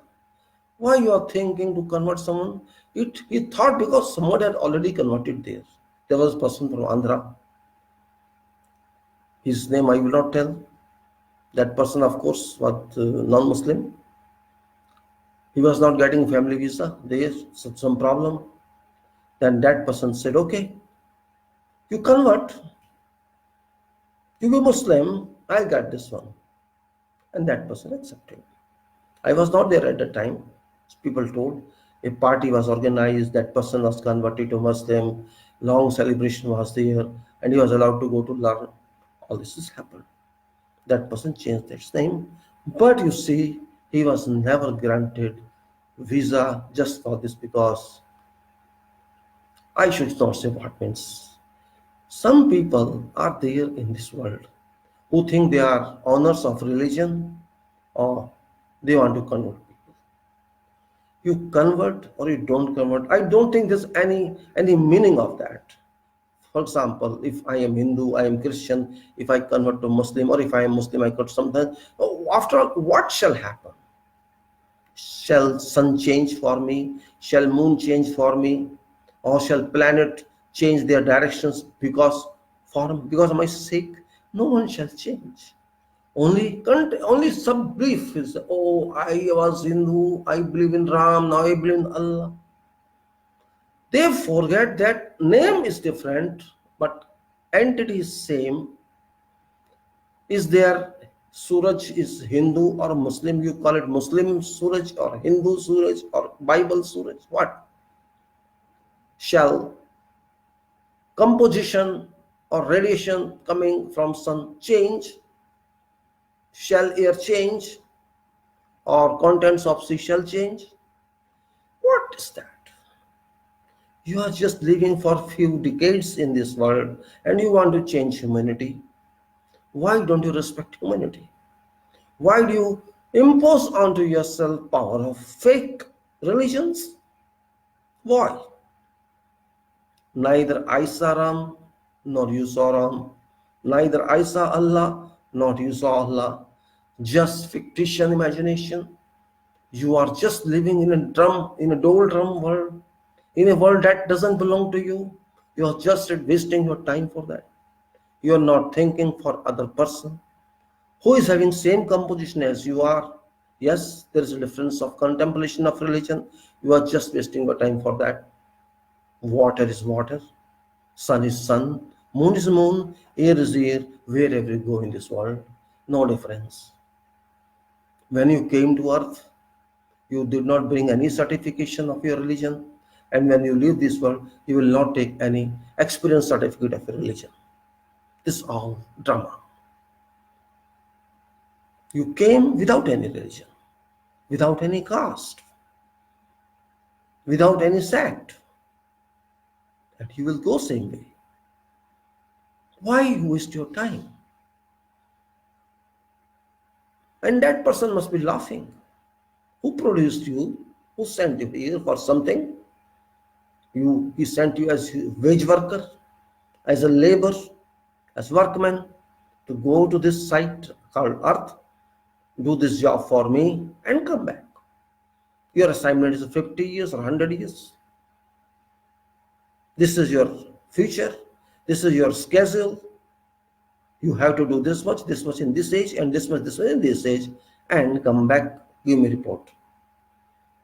For that, I'm not worried that I was assigned something by my professor or engineer or manager, whatever you can call that God. You are not concerned about that. You are concerned about God. You are concerned about religion. You are concerned about you are this and I'm that. You're not concerned about Earth. You're not concerned about solar system. You're not concerned about how you make it better. You're not concerned about that. Means he gave you very small responsibility. Very small responsibility. Why I am calling it small? If you just imagine size of this solar system and then imagine size of whole universe, there may be billions of similar solar systems. You can see these stars at night. Have you ever thought of what are these stars? There may be, you can say, 2.5 into 10 to power 23. If you just calculate that, maybe that number of stars in the sky, which you see at night. No one count them. No one can count them. But you see, what are these? Have you ever thought of what are these stars? Twinkle, twinkle, little star, gone sing of the song is there. How I wonder what you are. Twinkle, twinkle, little star. Yes, they are little star. They are twinkling. You are wondering how they are. But what they are, you never thought on that. Maybe they are other solar systems. Who knows? Can't even think of that. Because we are not accessible. We cannot reach there. If we cannot reach Sun, forget reaching there. If you cannot reach Jupiter, forget reaching there. You cannot reach there. Even if you take 7 births again, you cannot reach there. Because they are so distant. But they are entities. They are planets, of course. Then maybe they are solar systems. Who knows? This solar system in which we are residing is very small. Just compare volume of the solar system where Sun is at center and planets are in orbit. Orbital motion is moving. Orbital motion is working all time. If you take volume of this solar system, space, and you compare to volume of 9 planets, you'll find that there's nothing actually. These planets are very small in volume, in surface area, in comparison to Sun or in comparison to total volume. This means you are living on Earth, which is very, very small. If you just measure or work out, Earth is very, very small. I gave my details in some talk of solar system. You can refer to that. Earth is only 12,500 kilometer diameter ball. Only 12,500 kilometers. Very small. And if you compare it to Sun, which is 13 lakhs kilometer in diameter, 13 lakhs, more than that, 1.3 million kilometers in diameter. What I mean is, suppose you are standing on Sun. Imagine, you are on Sun. You are watching Earth. You will find Earth from there hardly 2 millimeters diameter. And forget Moon. You will not even see from their Moon by your eyes. But your eyes can see Earth from there 2 millimeter only. Because Sun is located approximately 15 crore kilometers from Earth. And Jupiter is located 75 kilometers from Earth. 75 crore kilometers, and 15 crore kilometers. So when these are so small pieces of universe, why only fighting for all this? If Earth is so small, what is your volume? Just understand this minute design of God. This volume of my body, size of my brain is very, very, very small. But there is hard software in that, powerful software in my body. That software keeps me alive for hundreds of years, 50 years, and this functions without fail. I cannot make such material that can function. No machine can function for 100 years without fail.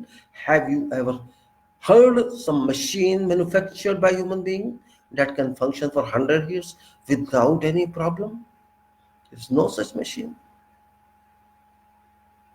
No such machine exists. Every machine is limited in life. 2 years, 3 years, 5 years, 10 years. You never ever had any chance to find a machine unlimited in age. But sun is there, moon is there. They have been working since they were given birth. They were manufactured. And who manufactured them?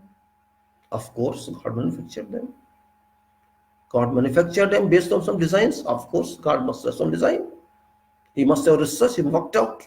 It's all his material. He collected so much material together. He constructed earth, constructed sun. This means how? What sort of formula must have used? Yes, we have to understand that. This was a month before construction of universe, before its manufacturing. There must have been some theorem, some theory. This must be. This means there must be mathematics. There must be some other trigonometry. There was some formula, some science.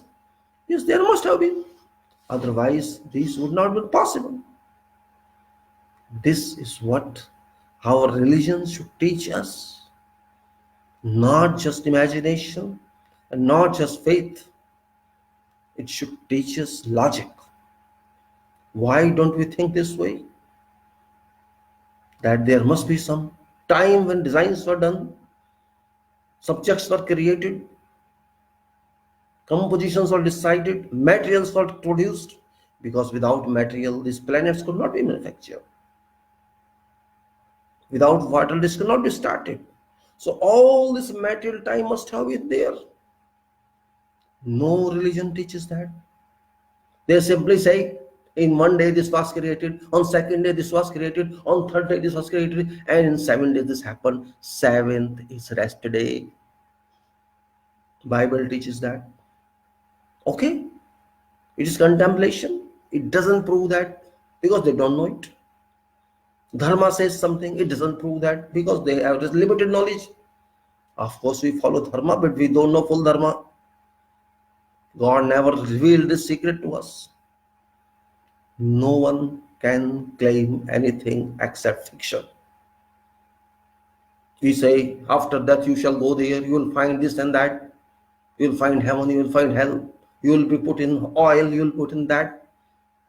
Yes, they say, and we agree. We agree because we have no power to say no. And power to say no is real power. Those who don't know meaning of no, they are dead bodies. They are yes men, yes persons.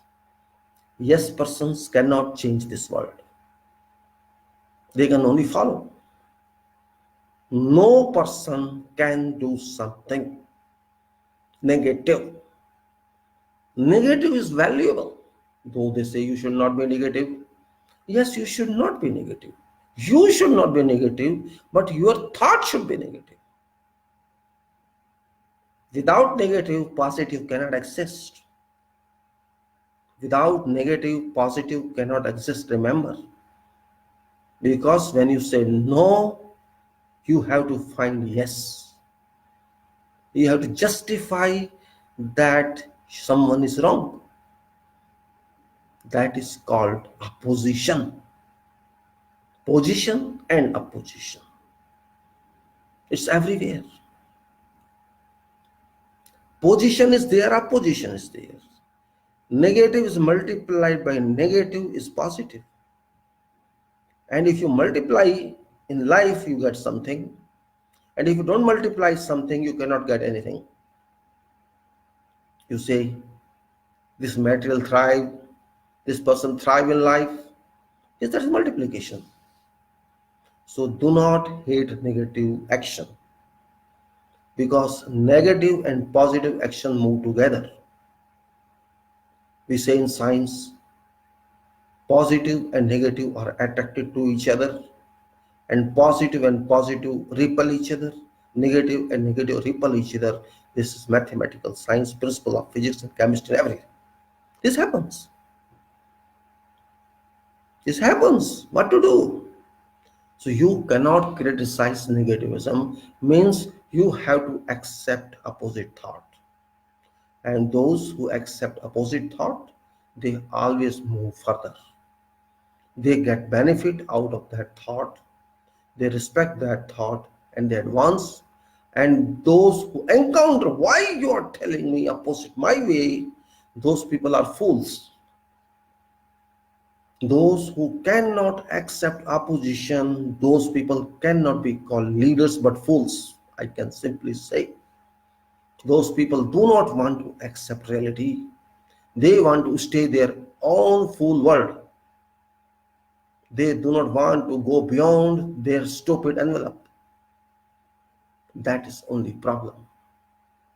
I am saying you have to accept it, or you are anti-mine. Anti-mine has no value because you have not honored this world alone.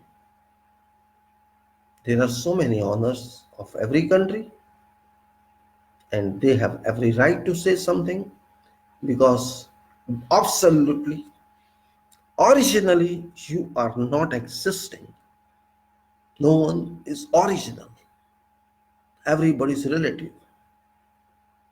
You cannot do anything is original.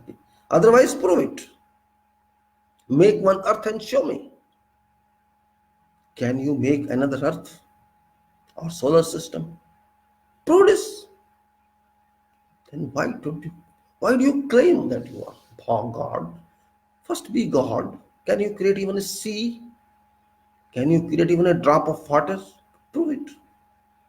You will demand, oh, get me hydrogen, get me oxygen. Why I should get you oxygen? Prove it. Make it yourself. Means we have to come out of foolishness. Ideas are ideas. Actions are actions. Thoughts are thoughts. Again, I come back to point Bhakt.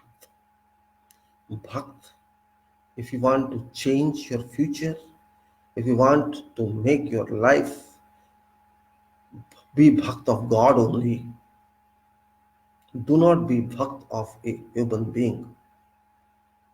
Come out of your closed mind, open your mind, unlock, and then think. Go out and see through your mind what is world. What is world? You have a control on your mind, not someone else. Why should someone else control your mind? That is called Bhakt. If you are Bhakt, if you want to be happy with Bhakt, means you have no destiny. You are in a septic tank. You are in a sewerage system where there is no way out. Only way out is through sludge, decomposed sludge. Only that is way you are going to a milestone where there is many form of sludge. Hydrogen sulfide is one way, effluent is another way, and sludge is one way. And you are in world of anaerobic bacteria there, who will all eat you. Anaerobic bacteria means dirt bacteria, those bacteria who do not need oxygen to survive. Do you want to live in that world? Then be Bhakt, be sludge, be hydrogen sulfide, be effluent, and be a part of bacterial world. If you want to stay in that world, that is your scientific world, stay there, enjoy carbon dioxide, enjoy hydrogen sulfide, enjoy maybe methane, maybe there is some other gas. If you want to be that type of Bhakt, or if you want to be other type of Bhakt, then worship God, whatever God you believe in. Pay your service to that God, contemplate on that God, concentrate on that, that's your choice. Or you consider this country as your Bhakt, first Bhakt, of this country, be Bhakt of this country.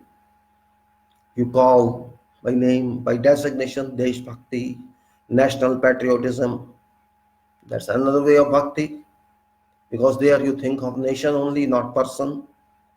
And if you think of nation, means you think of this world, because no one can think of the God directly, because you are not having area involved with you. You are only limited to this part of country or wherever you live, that part of that country. So if you are thinking of this country, well, it's very nice. Think for this country. Then don't think for a person. Because this country is not owned by any one person. This country is owned by all persons of this country, whoever they are, wherever they are. Then be country bhakt, be nation bhakt. Then you have to do for nation. You have to think for nation.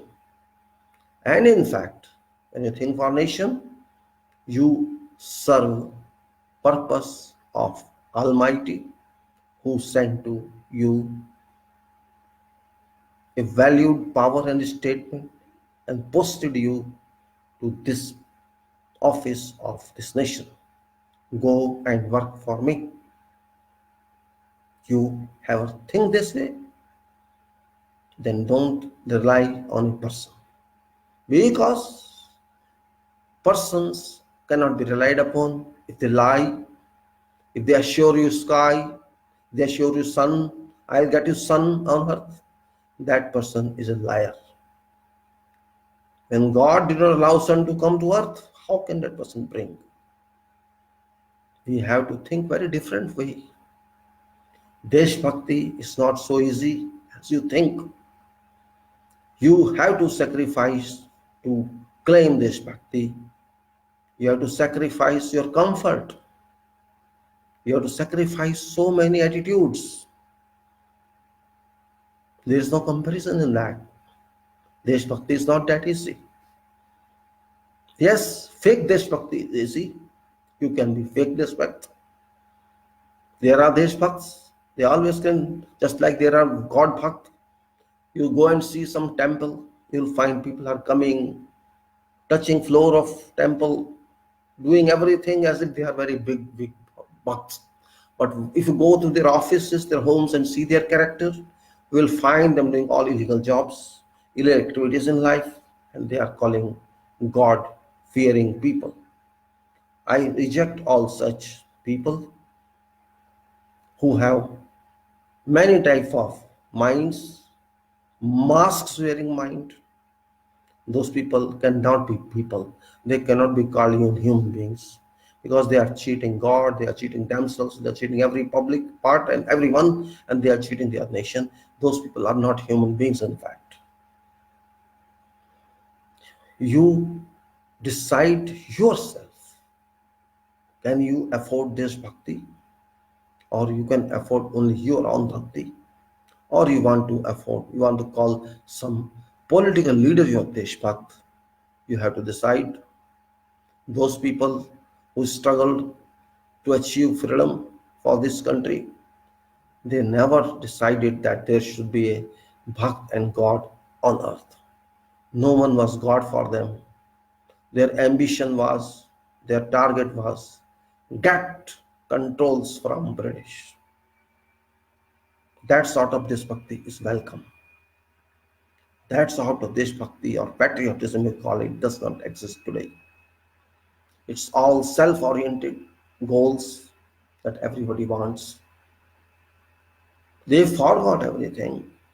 We forgot everything. We forgot what struggle is. All forgot. We are very educated now. We are knowledge people. We are educated one, but relatively educated, not originally educated. We can have tags of degrees, tags of positions, but not tags of country. I don't know what happened to us. As many people are getting educated, as many we are getting uplifted, we are ignoring our nation gradually. You talk to whosoever, highest position person is, whoever highly educated doctor, engineer, professor is. You can talk to them sometimes if you know them. You will not find any part in their mind that relates to patriotism. Nobody is interested to talk about that. Everybody is related to something illogically. If you have a family, you have a relative, everybody is interested to fix that person, someone, somewhere. Oh, I have that approach.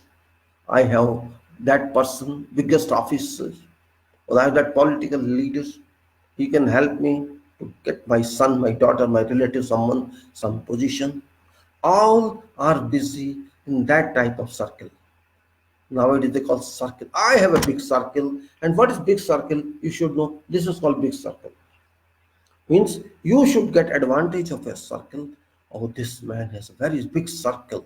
He can reach to all judges, or he can reach to all IS officers, all secretaries, and he can reach to all professors. And this means if you want to solve your problem, you can solve on telephone itself. You favor me, I favor you. Do you want that type of patriotism or Deshbhakti? This country gave you power to become a doctor, to become an engineer, to become a professor, or whatever you are. You want to abuse that power just for your self-orientation, for a self-goal, or you want to help this nation move further? You are not helping this nation, you are helping your family or relative only. Is that your patriotism? That is not your patriotism, that is your self-interest. So, can you define what is patriotism? Everybody is busy in the same way. I have seen this much. Don't worry. I have that judge. I can ask him. He can get you this. I have that commissioner of police. He knows me. Oh, I have that commissioner in that office. He's IAS. He can do this. Everybody talks, does, and speak that. I don't know what has happened to our country. It's just 72 years only. We got this country back. And in just 70 years, we have given this country back to corruption. This is corruption. Corruption doesn't mean money corruption. It's abuse of power, abuse of office, corruption. And then they say there's reservation, problem of reservation. They also claim that. You go to any office, whatever office, you will find only approach orientation. No merit, not at all. Oh, see, I am going to retire. I want to get extension, post-retirement extension. Okay, you go to that office, that is RSS leader there, chairman is RSS, he would help you, or his Congress, he will help you. This is general. This I call super corruption. Money corruption is one thing. This is not money corruption. This is constitutional corruption. Constitutional grants you equal right, justice, equality, liberty. But someone is pulling your liberty back because that person is having different approach. For that person, patriotism is something else. To solve your family problem, to solve your relational problem, to get some office into your hands, to use your power for some other, or to exchange your favor with someone else's favor. That is patriotism for something. And whole life it does that.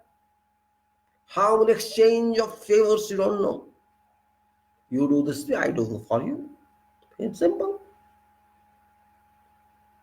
That is evil of patriotism. And it harms whom? It harms merit candidates. If somebody is merit convinced candidate, for example, scheduled caste, scheduled tribe, constitutional orders them, all citizens of this country, to help these people based on merit communes. Merit communes is something different than merit only. But this merit communes has been virtually rubbed out Constitution because of that exchange of favors to each other. And this is really very, very, you can say, offensive activity, and I call it abuse of power.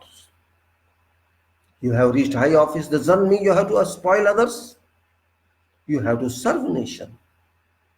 And if you are dividing someone of its rights, you are not helping nation. It's because of your caste oriented, or your religion oriented, or you're socially oriented. You want your status in society. See, this person is so big, he can help someone else, and those people shall often come to you to seek help, and you would help them because you want to keep your reputation up. You want to keep your reputation up. You don't want to keep your country up. It happens. It is very common, and particularly in high profiles, very high profile people, this happens. Those who are class 1 people, those who are politically associates, this happens. Means this way or that way, you are curtailing your nation. If you inflict people like this everywhere, then you will not find merit anywhere. You will not find quality anywhere.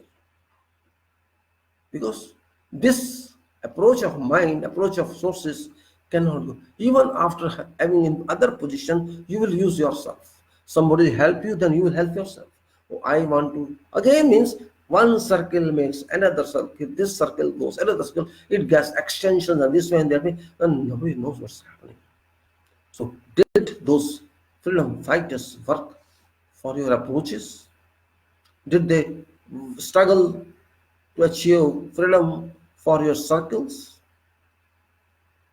You have to answer this. Bhakts have to answer this. All have to answer this. This is analysis. Where mistake was conducted, where it was an error, we have to work on that. We cannot blame system altogether. System is not corrupt. People are corrupt. System is intact. System is dismantled by such people. System is demolished by such people. It's happening, still happening. And bhakts are happy. They feel pleased. Example. You can take examples. Victims are registered as accused.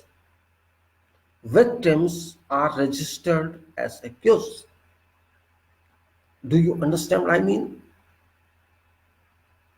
A complainant is made, complainant who is victim is lamented, accused.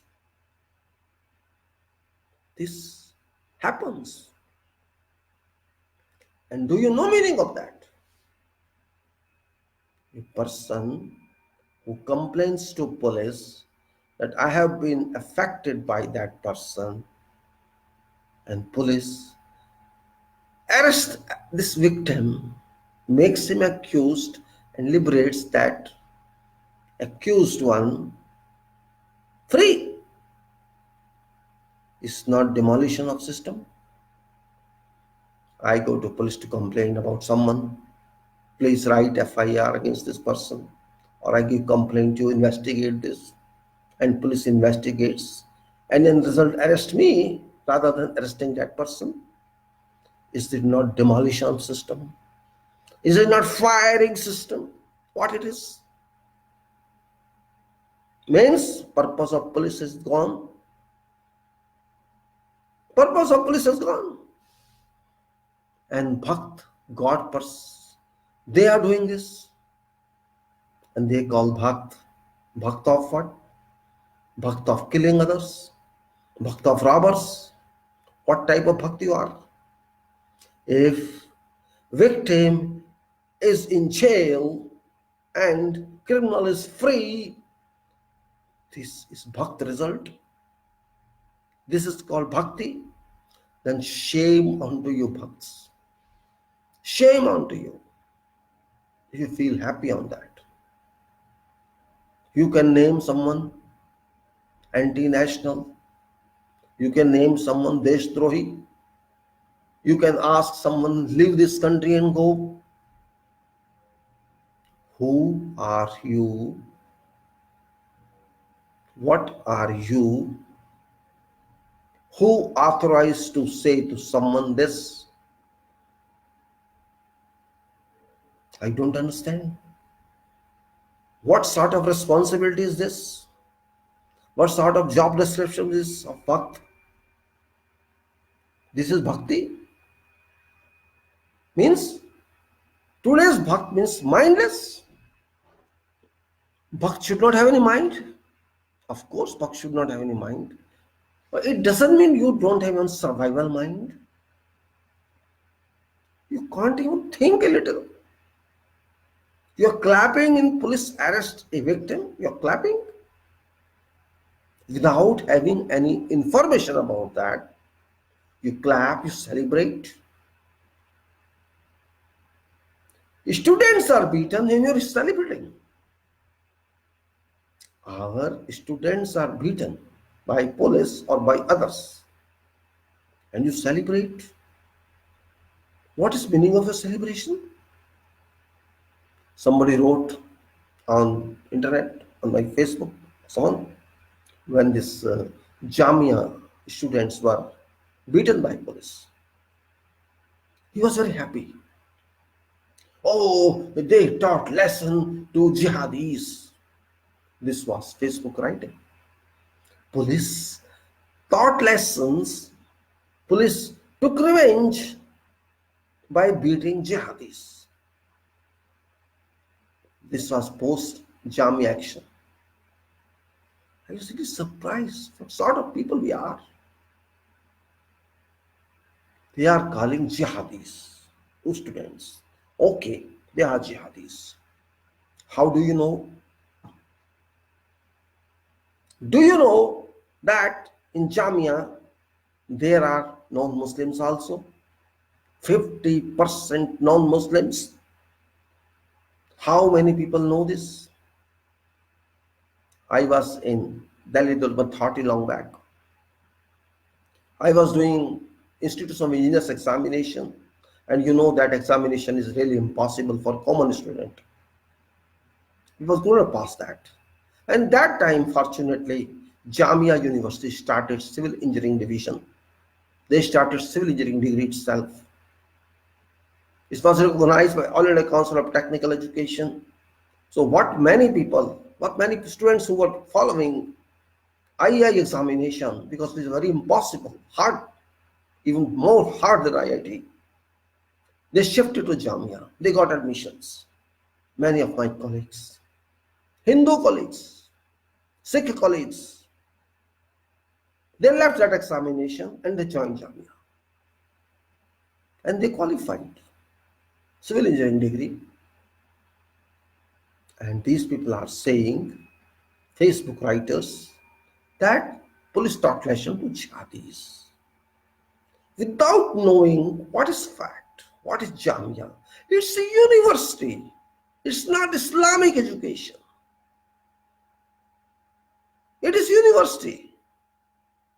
Here, it is a minority institution because of finance by minority people, but 50% reservation for non-Muslims. You do not know facts. You are calling jihadis. This is called bhakt. Closed minds of bhakt. This is India, Bharat, my dear. This is not your fake temple. This is your fake worship. This is Bharat. SSSDR, Bharat, which is ruled by constitution of this country. Sovereign, socialist, secular, democratic republic. And you are a citizen of that. You are a member of this nation. Before speaking something, before deciding something against someone, try to know facts. Without knowing facts, you are writing they are jihadis. I don't understand your mind. At least you should have 0%, 0.5% mind. When you are writing on fake news, clearly indicates you are having some sort of education. So you don't even think. And same thing they call for JNU, Jawaharlal Nehru University, a product of 1967 by statute, JNU statute, go and see statute. You are also calling them, what they call them? They call it Tukle gang. Tukle gang. I mean, we ignore it, words, titles. What if hateful, respectful title, Tukle gang? I don't know. Who is research on that? Who granted this title? Our minister granted the title. Our PM granted this title. Honorable title. Shame on to such people. Believe me. Without knowing any fact, they just do that. They do not know anything. They only shout like fools, like hooligans, like vandals, like gundas. Only shout. Universities are not shops. Statutory universities. I'm talking of statutory institutions. Statutory, I mean to say, if bugs don't know, those institutions that are established by law, by Parliament Act, those are called statutory institutions or universities. And JNU is one of that. Jamia is one of that. Muslim University is one of that. Banaras University is one of that. And there are many others. These are institutions of public importance. These are not street shops. You have to respect your country. Constitution clearly mandates that. If you are a citizen of this country, you have to follow Article 51A. That mandates, that defines fundamental duties of a citizen of this country. And if you do not do that, you cannot call yourself citizen of this country, even if you are president of this country. Mind it, it is Bharat. It's not individual property. It is public nation. You cannot insult institutions like this. You have to respect institutions. Universities are not your shops. Universities are unto themselves institutions of importance, and therefore themselves their parliament. You read their constitution. You read those statutes. You do not read them and then just comment. Universities are not your personal properties. They are national properties. They are governed by rules, laws. They have their own regulations, own charters. They have their governors. They have their courts. Universities, officers, and university authorities, those are statutory authorities. They are like courts. You cannot just dishonor them. You have no right to do as such. You can be prosecuted if you do that, though there's no prosecution yet. If you go beyond some limit, it can be. Because it can be interlinked to Indian prosecution, Indian penal code, or it can be linked to Constitution itself. First read them. First get some knowledge. That's what I'm saying. Don't be bhakt. Bhakt means mind is closed. Open your mind and reduce your bhakti. Come to scientific study. Come to systematic study. And this is what I'm advising you. Don't waste your time in bhakti. Use your time for Desh Bhakti, Bharat Bhakti.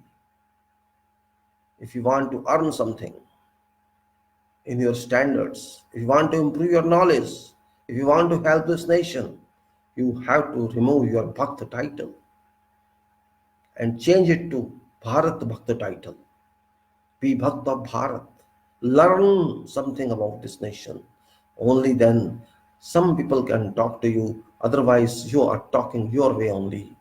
You cannot talk more than abusive language using that.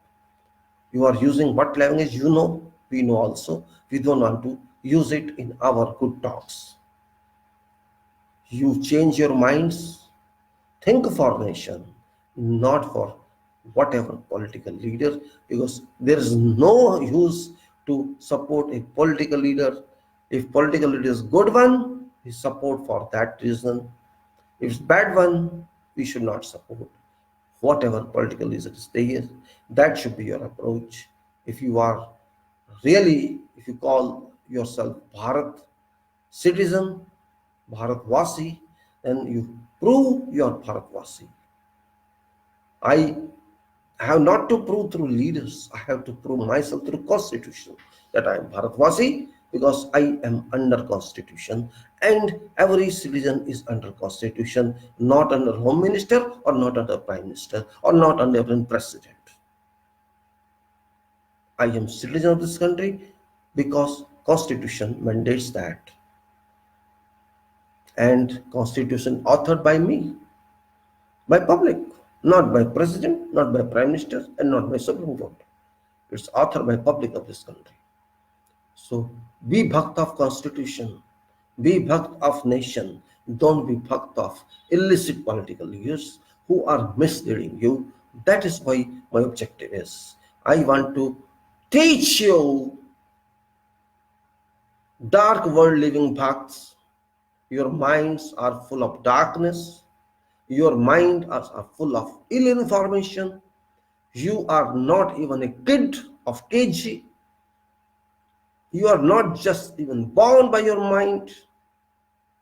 Think of this nation and throw these leaders out of your mind, all leaders of your mind. Select them according to your analysis and not according to bhakti. This bhakti is causing defect in our country. Your bhakti is causing violence in this country. Your bhakti is causing police not to work. Your bhakti is calling our institutions to drop their work. Your bhakti is damaging this nation, is going to break integrity of this country, is going to fire this country. Your bhakti is going to cause all harms to this country. Because of your bhakti, these so-called 10 crore bhakts of this country's BJP and Modi, they have harmed this country to all levels, which must be avoided. Still, it's not too late. You did nothing for this country and you are claiming everything. You are talking something which is ridiculous, which is stupid. Go to Pakistan, you are anti-national, you are this and you are that. Who are you? Are you human being or you are fools? You are duffer. First, train yourself before doing all this. Don't forget, violence has no end. If you want to use violence for this country, then you can also be trapped by violence. Don't forget. You can cause violence, you can be trapped also by violence. Just remember, if all parties start violence, what shall happen? Then you cannot save yourself also. So what's the function of violence? Use mental violence, use debating methods, use brainstorming, that is welcome. To fight too much in violence of that, fight too much in argument, fight too much in debating, but within limits. Listen to others also. Problem arises when you don't listen to others. Those who listen to others, those who are receptive, just think, if judges don't listen to advocates or to witnesses, can they reach some decision? Can they deliver justice? Can they calculate justice? Can they work out what to deliver? They cannot. If judges cannot listen, only counter and counter and counter, don't write notes on file, can they deliver judgment? Never. Never ever. Because a thinker must listen first or study first. If you don't study, if you don't observe, you cannot decide. Means if you decide in that case, that is presumptive. That is not based on other party. You have no power as such to decide. What I am telling you must understand. This is not one word country. Constitution is there, and it is such a constitution that you can even touch it. If you touch it, you will get electrocuted, believe me. If somebody touches this constitution, he will be electrocuted automatically. Because when you touch it, you will be thrown out of power automatically. Because you have come to power under this constitution. You may whatever heights you are, at whatever level you are, constitution is on your head. Touch it. People will teach you. In last month and few weeks, whatever scenes we have seen, we have witnessed, openly and loudly in volume high pitch speak that constitution exists, which was a delusion before. People know constitution. People whose minds are receptive, those people, those students, young and old, elders, and supported by public, many people know meaning of constitution. And if they do not know, they are trying to know. Public knows what is preamble of constitution, which in itself is a shocking news for bhakts and for government ministers, that public is aware of preambles. If public is aware of preambles, what else public is aware of? They are not understanding. It happened by chance. I say by chance because it's not regular, it's not common activity that people talk of our constitution, which is too remote, too seldom that we are talking of constitution. I never expected the people one day would talk of constitution. It's something foreign for them, but they are talking. This means there was some talk below surface, below water, which we never observed, never heard. But this is called hidden talent. They were learning, but they were not open to discussion due to shame or due to what reason be there, I don't know. Maybe due to, you can say, some hitch, some hesitation, or what people would say. They never opted to debate on constitution except those people who are legal luminaries. Common people were kept off or remained off. But current situation, evolution of further democracy, evolution of history of this nation has brought into forefront value of our constitution, and if they have brought it, projected, it has to move further because roots are there. It will not coming up. No, it has come up. If they are swearing in preambles, it's a big issue. If they are talking of constitution, it's a big issue. If they are talking of equality, it's a big issue. And I advise institution of judiciary to take note of this.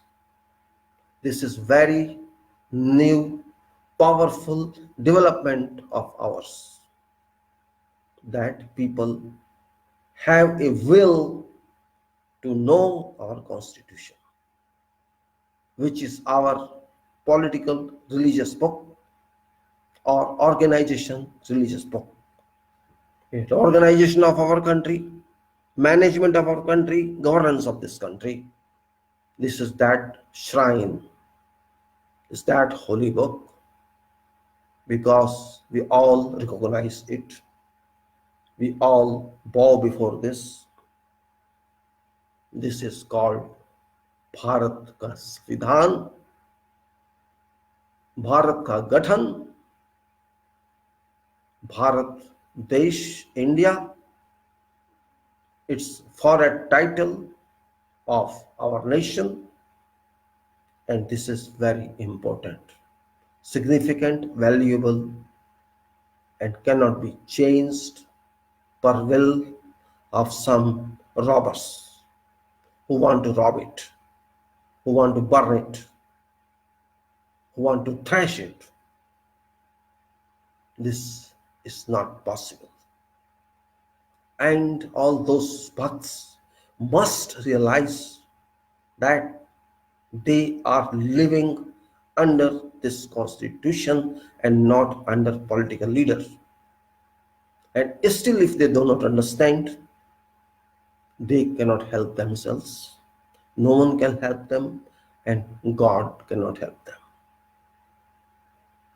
It is not one man here, it's 140 crore people in this country who support this constitution, or hardly bhakts may not support. Even if they do not support, it doesn't make any difference because this constitution is working. Only problem is this constitution is attacked. This is being attacked by those who have undertaken oath of this constitution to comply with it, to implement it, and also those who have undertaken oath to protect it, to preserve it. And unfortunately, all institutions are involved. Legislature is also abusing it. Executive is dismantling and demolishing it.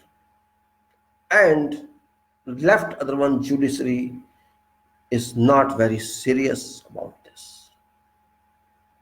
All have to stop at this point and revert to its application, revert to its recognition, because we don't want recognition from them, just compliance. This is not today's book. It is not 10 years old book. This is freedom book. This is result of struggle. This is getting this nation free. That book, that result. This is not our original work, we know. This is accumulated work. This is accumulated work, refined work, research work, innovated work, and further innovation is ongoing.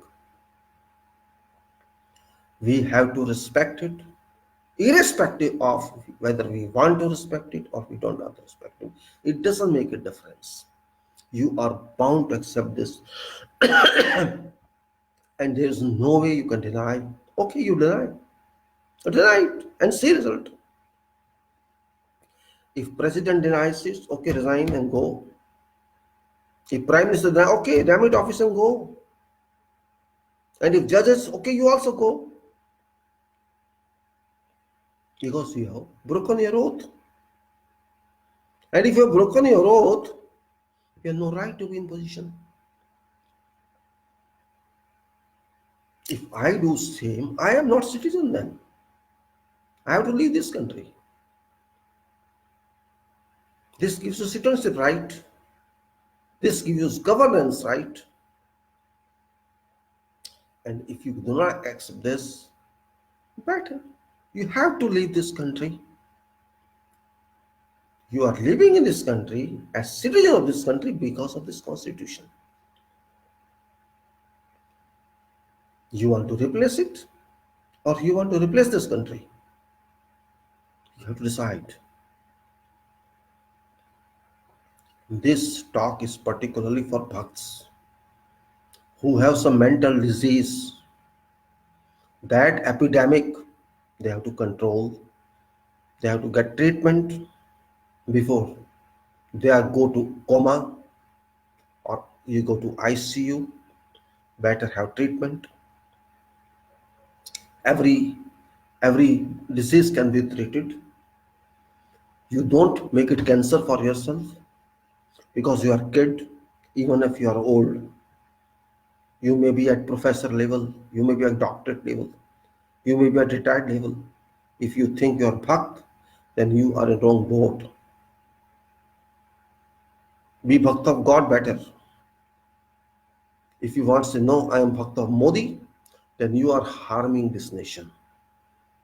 You are enemy of this nation because you are not doing per constitution. You are not helping this nation. You are busy in destructing this nation because they are doing this.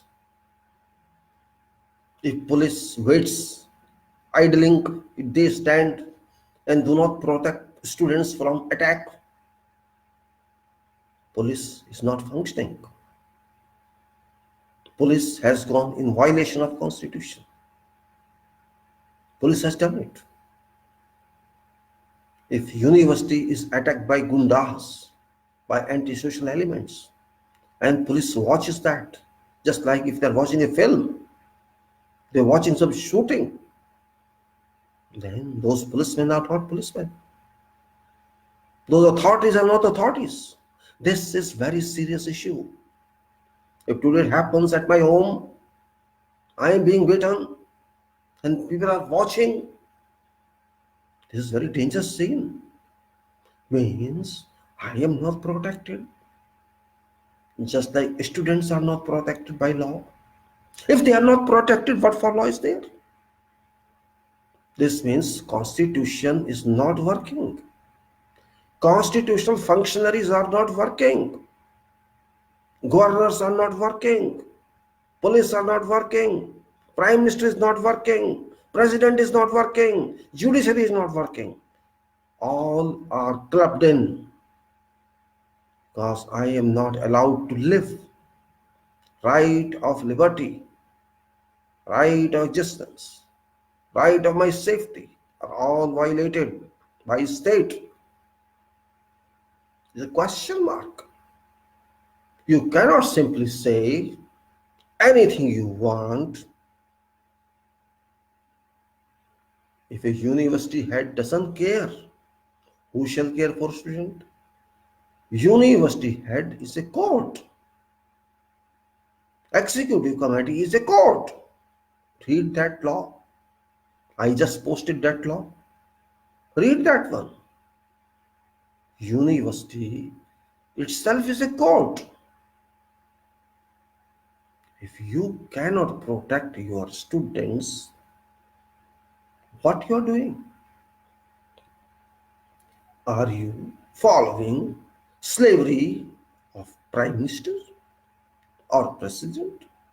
Even if you are following slavery of president, president is visitor of institution. President is visitor of university. Do you know that? President is visitor of university. And if this happens in a university, what president is doing? Read documents.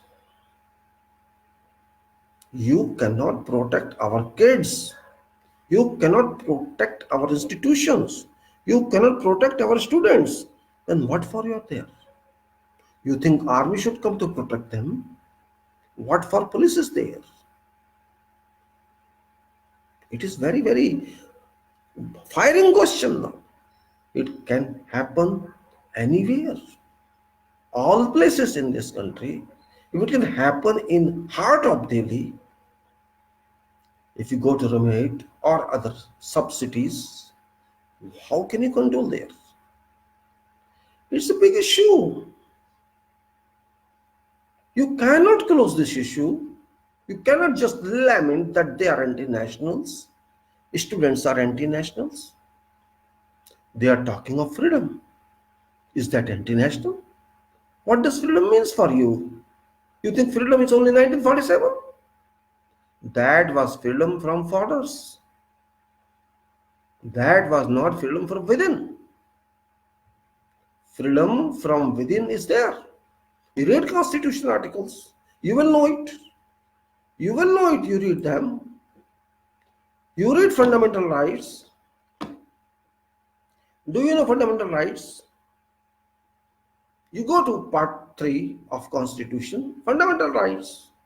You will find that Article 12 that defines state.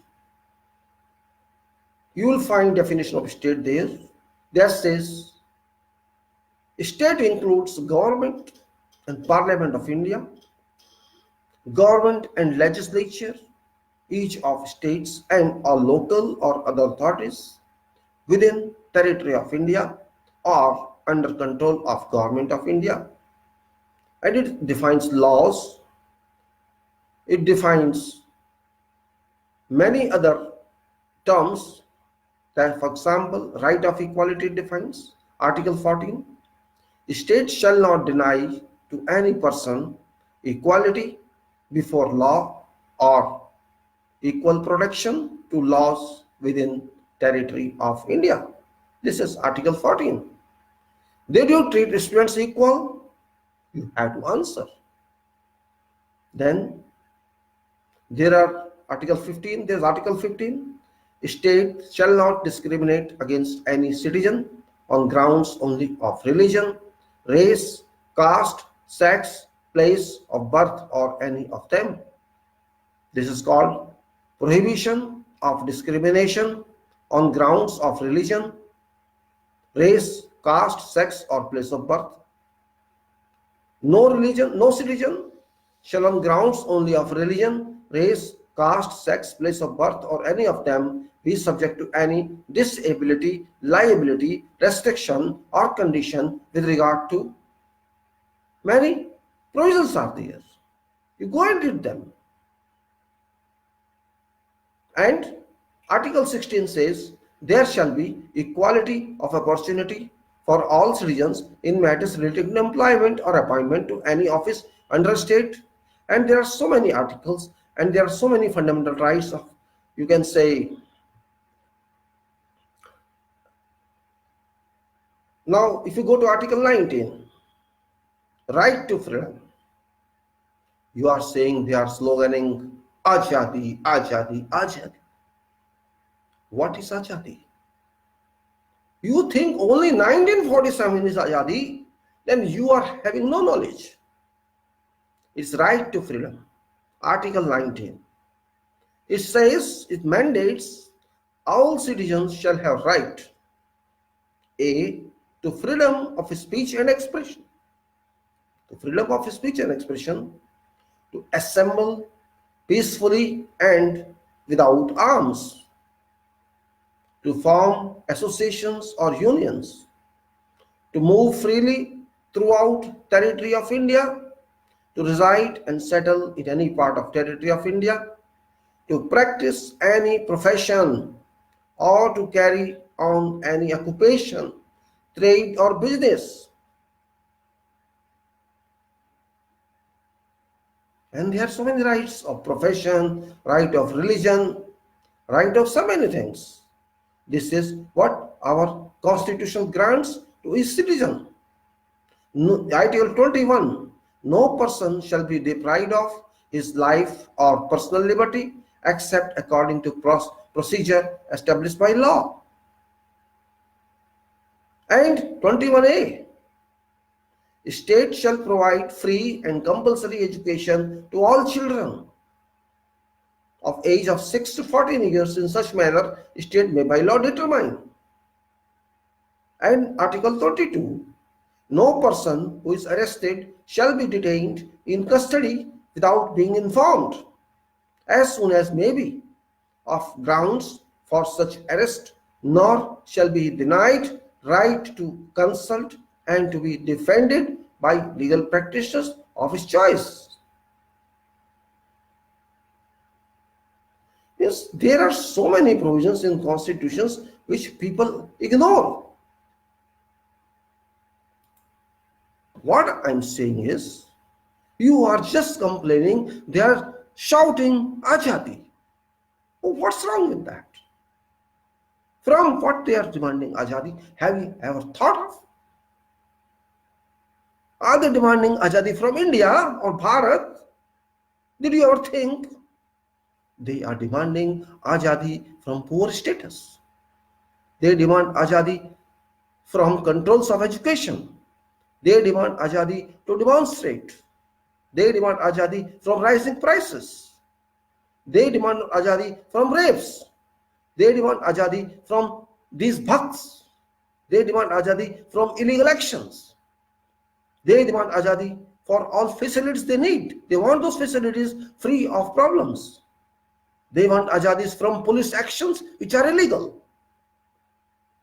If these are not Azadis, these are not legal, what's legal? What's wrong in demanding my rights? What's wrong in that?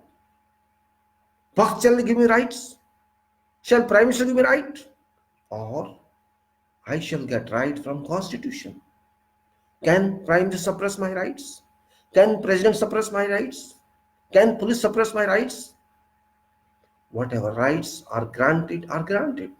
Yes, there are procedures, I agree. There are rules, I agree. Comply with that. But you cannot say they are shouting, they are sloganeering, Azadi from this is anti-national. How it is anti-national? Can you justify? Can you justify how it is anti-national? If somebody they come, then I heard news that Delhi University news was really that they were shouting Azadi like Kashmir. Some issue was with Kashmir. Kashmiri people are under controls now, under police control, under military control. Why they are under control? They also want freedom from military control. What's wrong with that? If Kashmiri people say that we want freedom from police control, from army control, what's wrong with that? I don't understand your mind.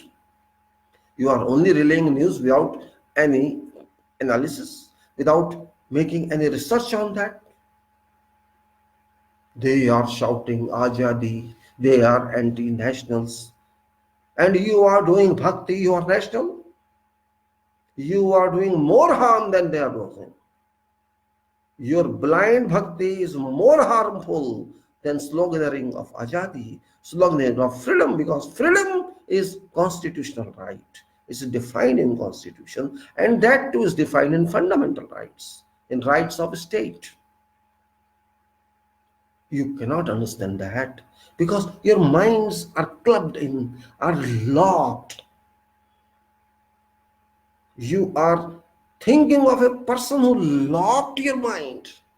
You cannot think. Thinking is remote for you. That is your problem. Those people are teaching. You people are preaching. That's the problem. Constitution does not recognize any bhakt. Constitution does not recognize any God. Remember.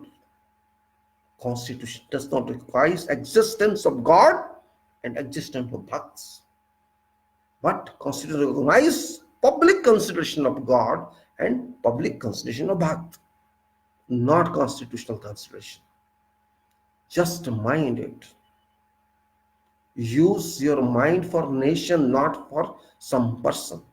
This is a loss to nation if you are using your powerful mind for some person who is greedy for power, who is averse to stay in power, not to work for nation.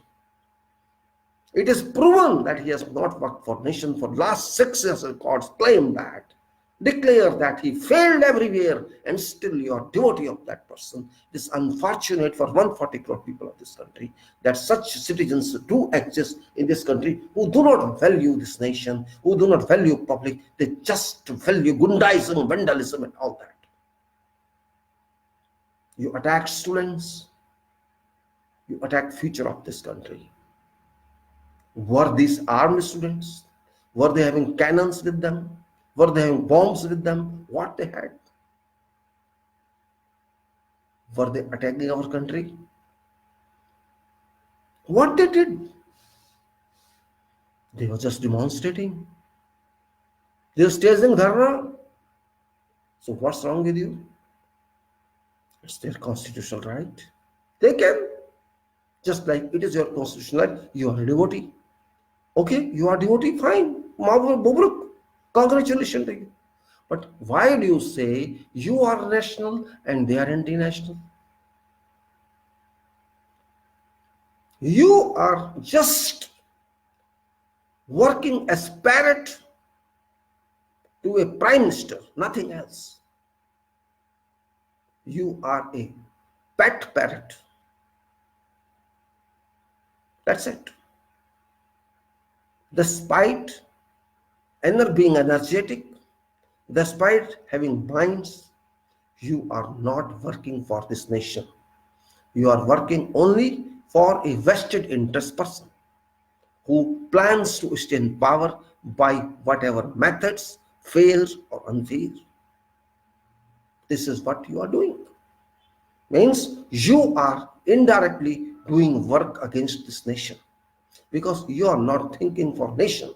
You think nation is below and that person is higher, which itself is anti-national consideration, anti-constitutional consideration, and whatever anti-constitutional consideration is called anti-national constitution, anti-national constitution, anti-national constitution.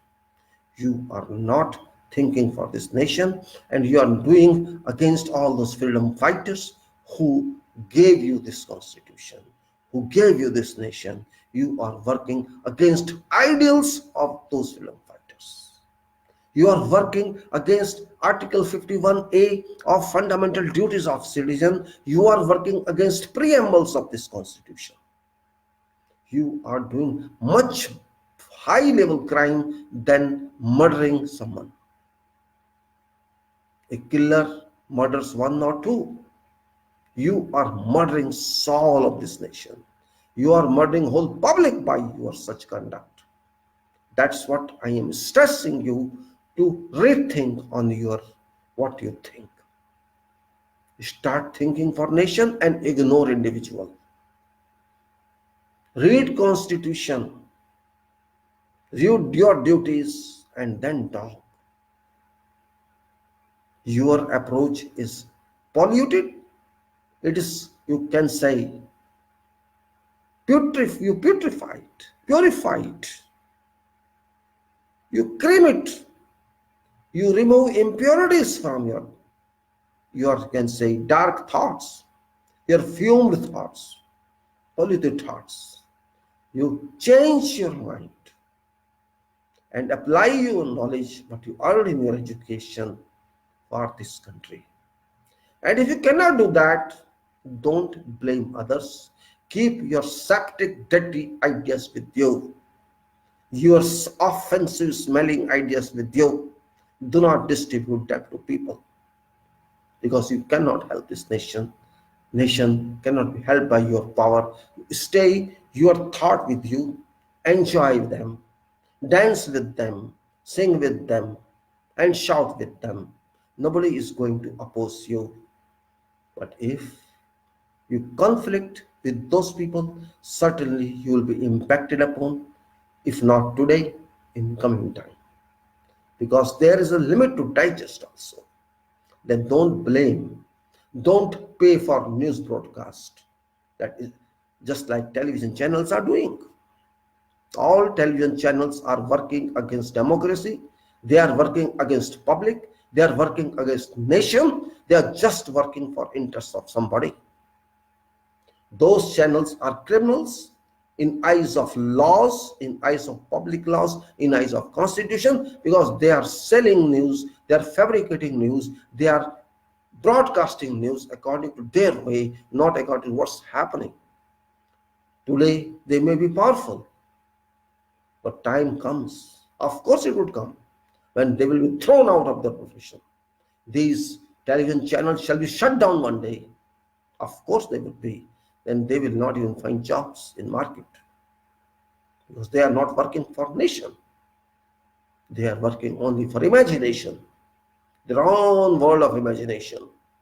Is they have to criticize, they have to support only government. They are not going to support public. They are not going to disseminate right information, and which is itself against their own profession. And if they don't do that, if they don't correct themselves, they will suffer. They will suffer. Certainly.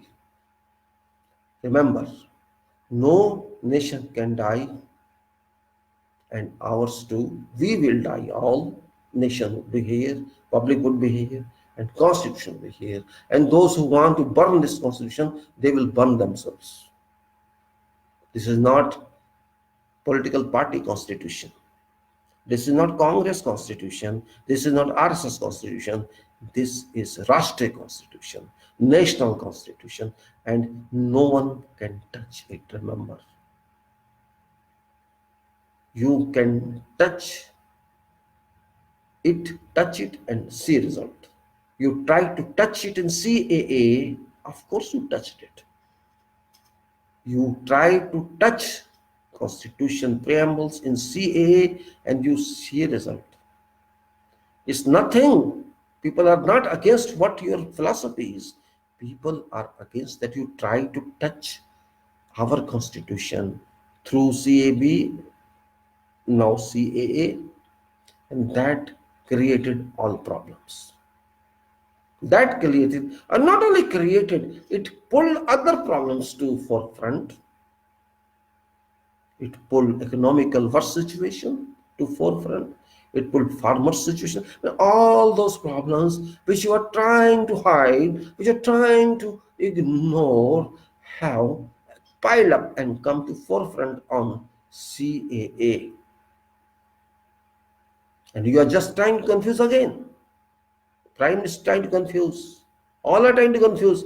Don't think people are fools. People know what is English.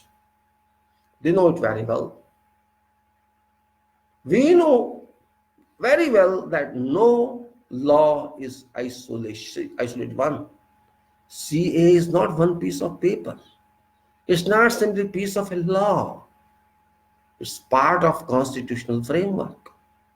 No law is separate. No law is autonomous. Our laws, our piece of statutes are covered under Constitution. Under ambit of our Constitution, this is our legal requirement. If law doesn't comply, doesn't fit in Constitution mandate, that law can be declared void. You cannot simply say this is just different one and you are saying this is, no, this is not different one. This is attacking Constitution, of course. Only that part is attacking Constitution, that part is being opposed, no other part. Means there was a design in mind of that writer of constitutional part, I mean to say this CA part. He had a bullet in his mind, a bomb in his mind. That language was composed as such. Had it been different, virtually different in writing, nothing would have resulted as it has done.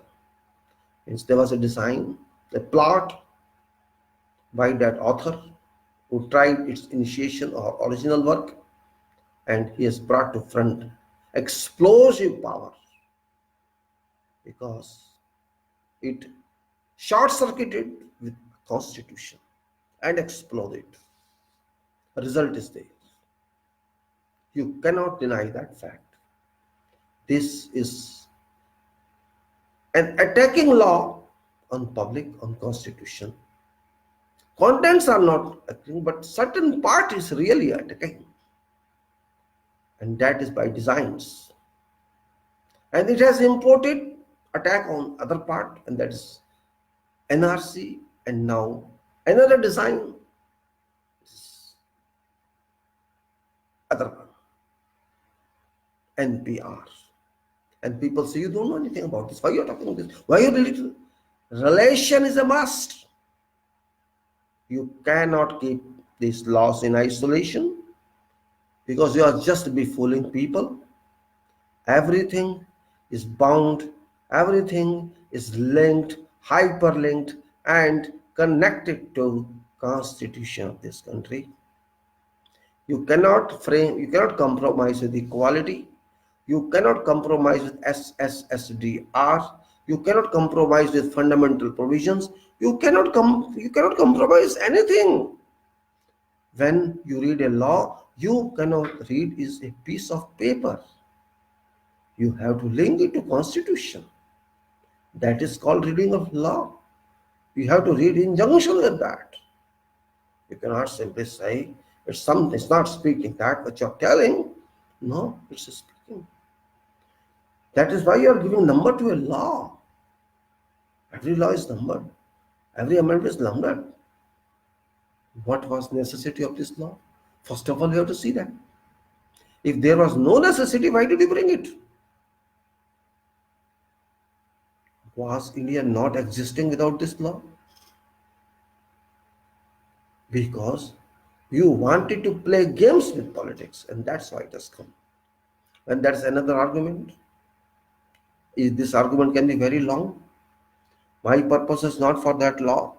My purpose is just to bring to your consideration that you have to think at this stage, particularly 2020, a year of change, I think, a year that starts some change of material in this country, means constitution has to be considered a high profile material of law, high profile material of this nation, book of law, and this has to start actually now.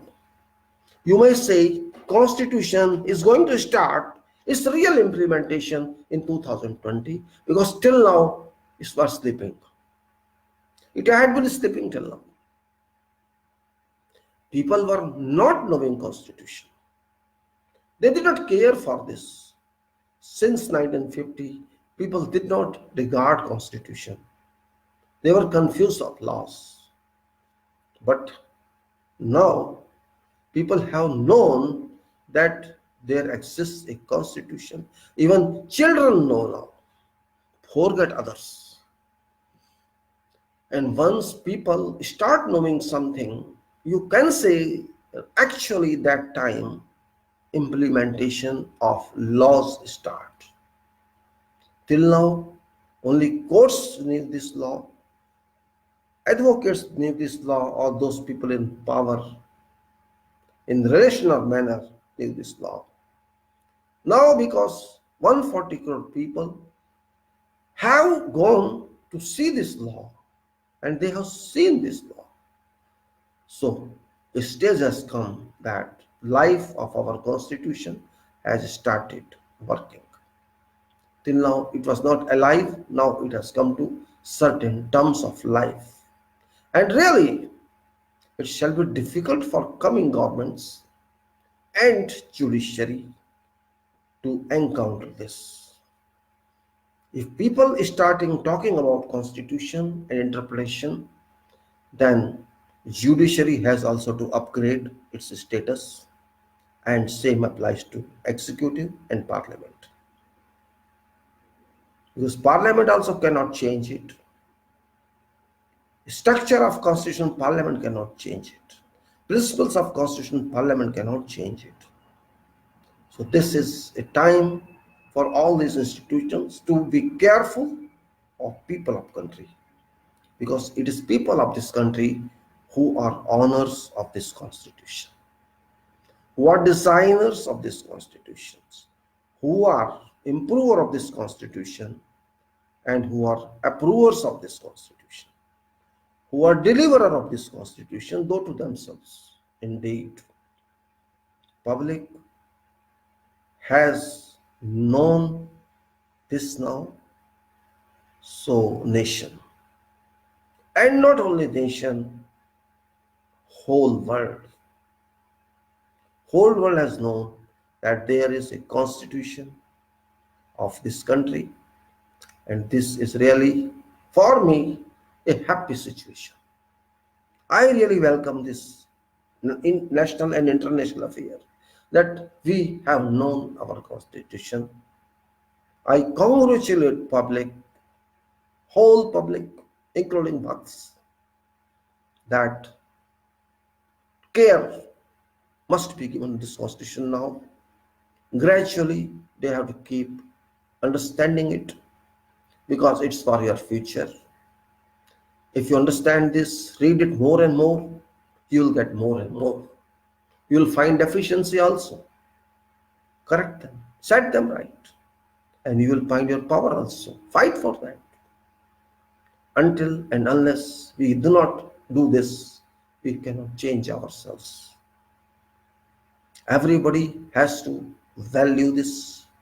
Police, prosecution, court officers, government officers, parliament, executive, defense, private sector, all and all, because this is for all. Citizenships exist in constitution. These people do not know what is citizenship. They say prove it. Foolish thinking. See, is defined in constitution, is defined in article 5 to 10. I think I wanted that, you can see that one. It's defined in 325 to 27. Everything is defined in black and white, and I should be proud of that. You should be proud of that. That's something which exists in this constitution to support you. You have to draw that power. And Bhakts too must understand that your God gives false statements. We have to be smarter now. We have to be smarter. And sometimes you say some circumstances which appear bad or offensive, of course, give you some benefit. So this benefit is there, that my citizens, my country, people are smart enough now. They know there's preamble, they know there's a constitution, and that is a milestone, actually, you can say. In this 2020, you have achieved a milestone, which is that you are aware of existence of constitution, which shall lead you to more illumination, more power of lux in your light. It will add to your life quality. If people start this, if our children know this, and some states are even telling that they will include preambles to their student syllabus, that's very good. But I say, not only include this, explain this. Explanation of preambles is much more important than just reading precise text, because preambles can create even books for explanation. Without explanation, it's not clear management, because even scholars cannot understand what preambles are. Doctors cannot understand what preambles are. Engineers cannot understand what preambles are. We have to understand them for our own benefit, so that we can say that we are now starting actually getting freedom from controls, because power of constitution reduces arbitrary decisions. Power of constitution reduces might of prime minister or might of judges even. They cannot go deciding without explanations. They cannot go. That is really attack on everybody. That nobody wanted public to know constitution. In fact, nobody wanted. But by blessings of God, public has started knowing this. It's a really achievement, I should say. I welcome it, even at cost of disputes, at cost of students beating. And it is credit to students community, of course. I salute that community of students whom people are calling anti-national. Okay, I salute those anti-nationals. Finish. They are anti-nationals. They are anti-national because you are anti-constitutional. Those are students. They deserve their admiration. They have opened your eyes and you are calling them anti-national. You are super anti-national. Well, I just wanted to explain to you about what is happening. Of course, this is not end. You can talk many hours more, but I have explained my mind. Be clear in your approach, and that's all. Do not depend upon hearsay. Just try to go to documents, which is actually your weakness because you're not going. Everything is defined. For educated person, there are opportunities to learn more and more, and you learn for benefit of people, for benefit of our nation. That is required. Education is an open door. It's not a closed door. It takes you to light. It takes you to power. It takes you to knowledge. It doesn't take you to close your mind. Why do you close mind? I'm not slave to prime minister. I'm not slave to president. I'm not slave to anybody. I am slave to this country. I can lose anything for country, not for politicians and not for foolish bugs. They have to open their minds. I'm not getting anything by advising you, but for your benefit, for your future children. If you get this, if you feel shame, no problem. You can abuse me, no problem. I welcome that abuse also. Because only a weak person can abuse. A strong person can act. A strong person shall work. A weak person shall abuse. Okay, abuse, no problem. You are a weak person, what to do? A prime minister is because he cannot face people. Prime minister cannot face people. Prime minister is weak. He cannot talk to his people, is weak. He can talk to people who are rich, who are film stars, he can talk to them, but he cannot talk to poor people. He cannot talk to students. He cannot talk to teachers. He cannot talk to them because he is a prime minister, weak prime minister. Very well, congratulations to you, weak prime minister. No problem. You are not permanent. We are not permanent. All are in transition mood. And that's what I say. Thank you, gentlemen. Jai Bharat. I close it now.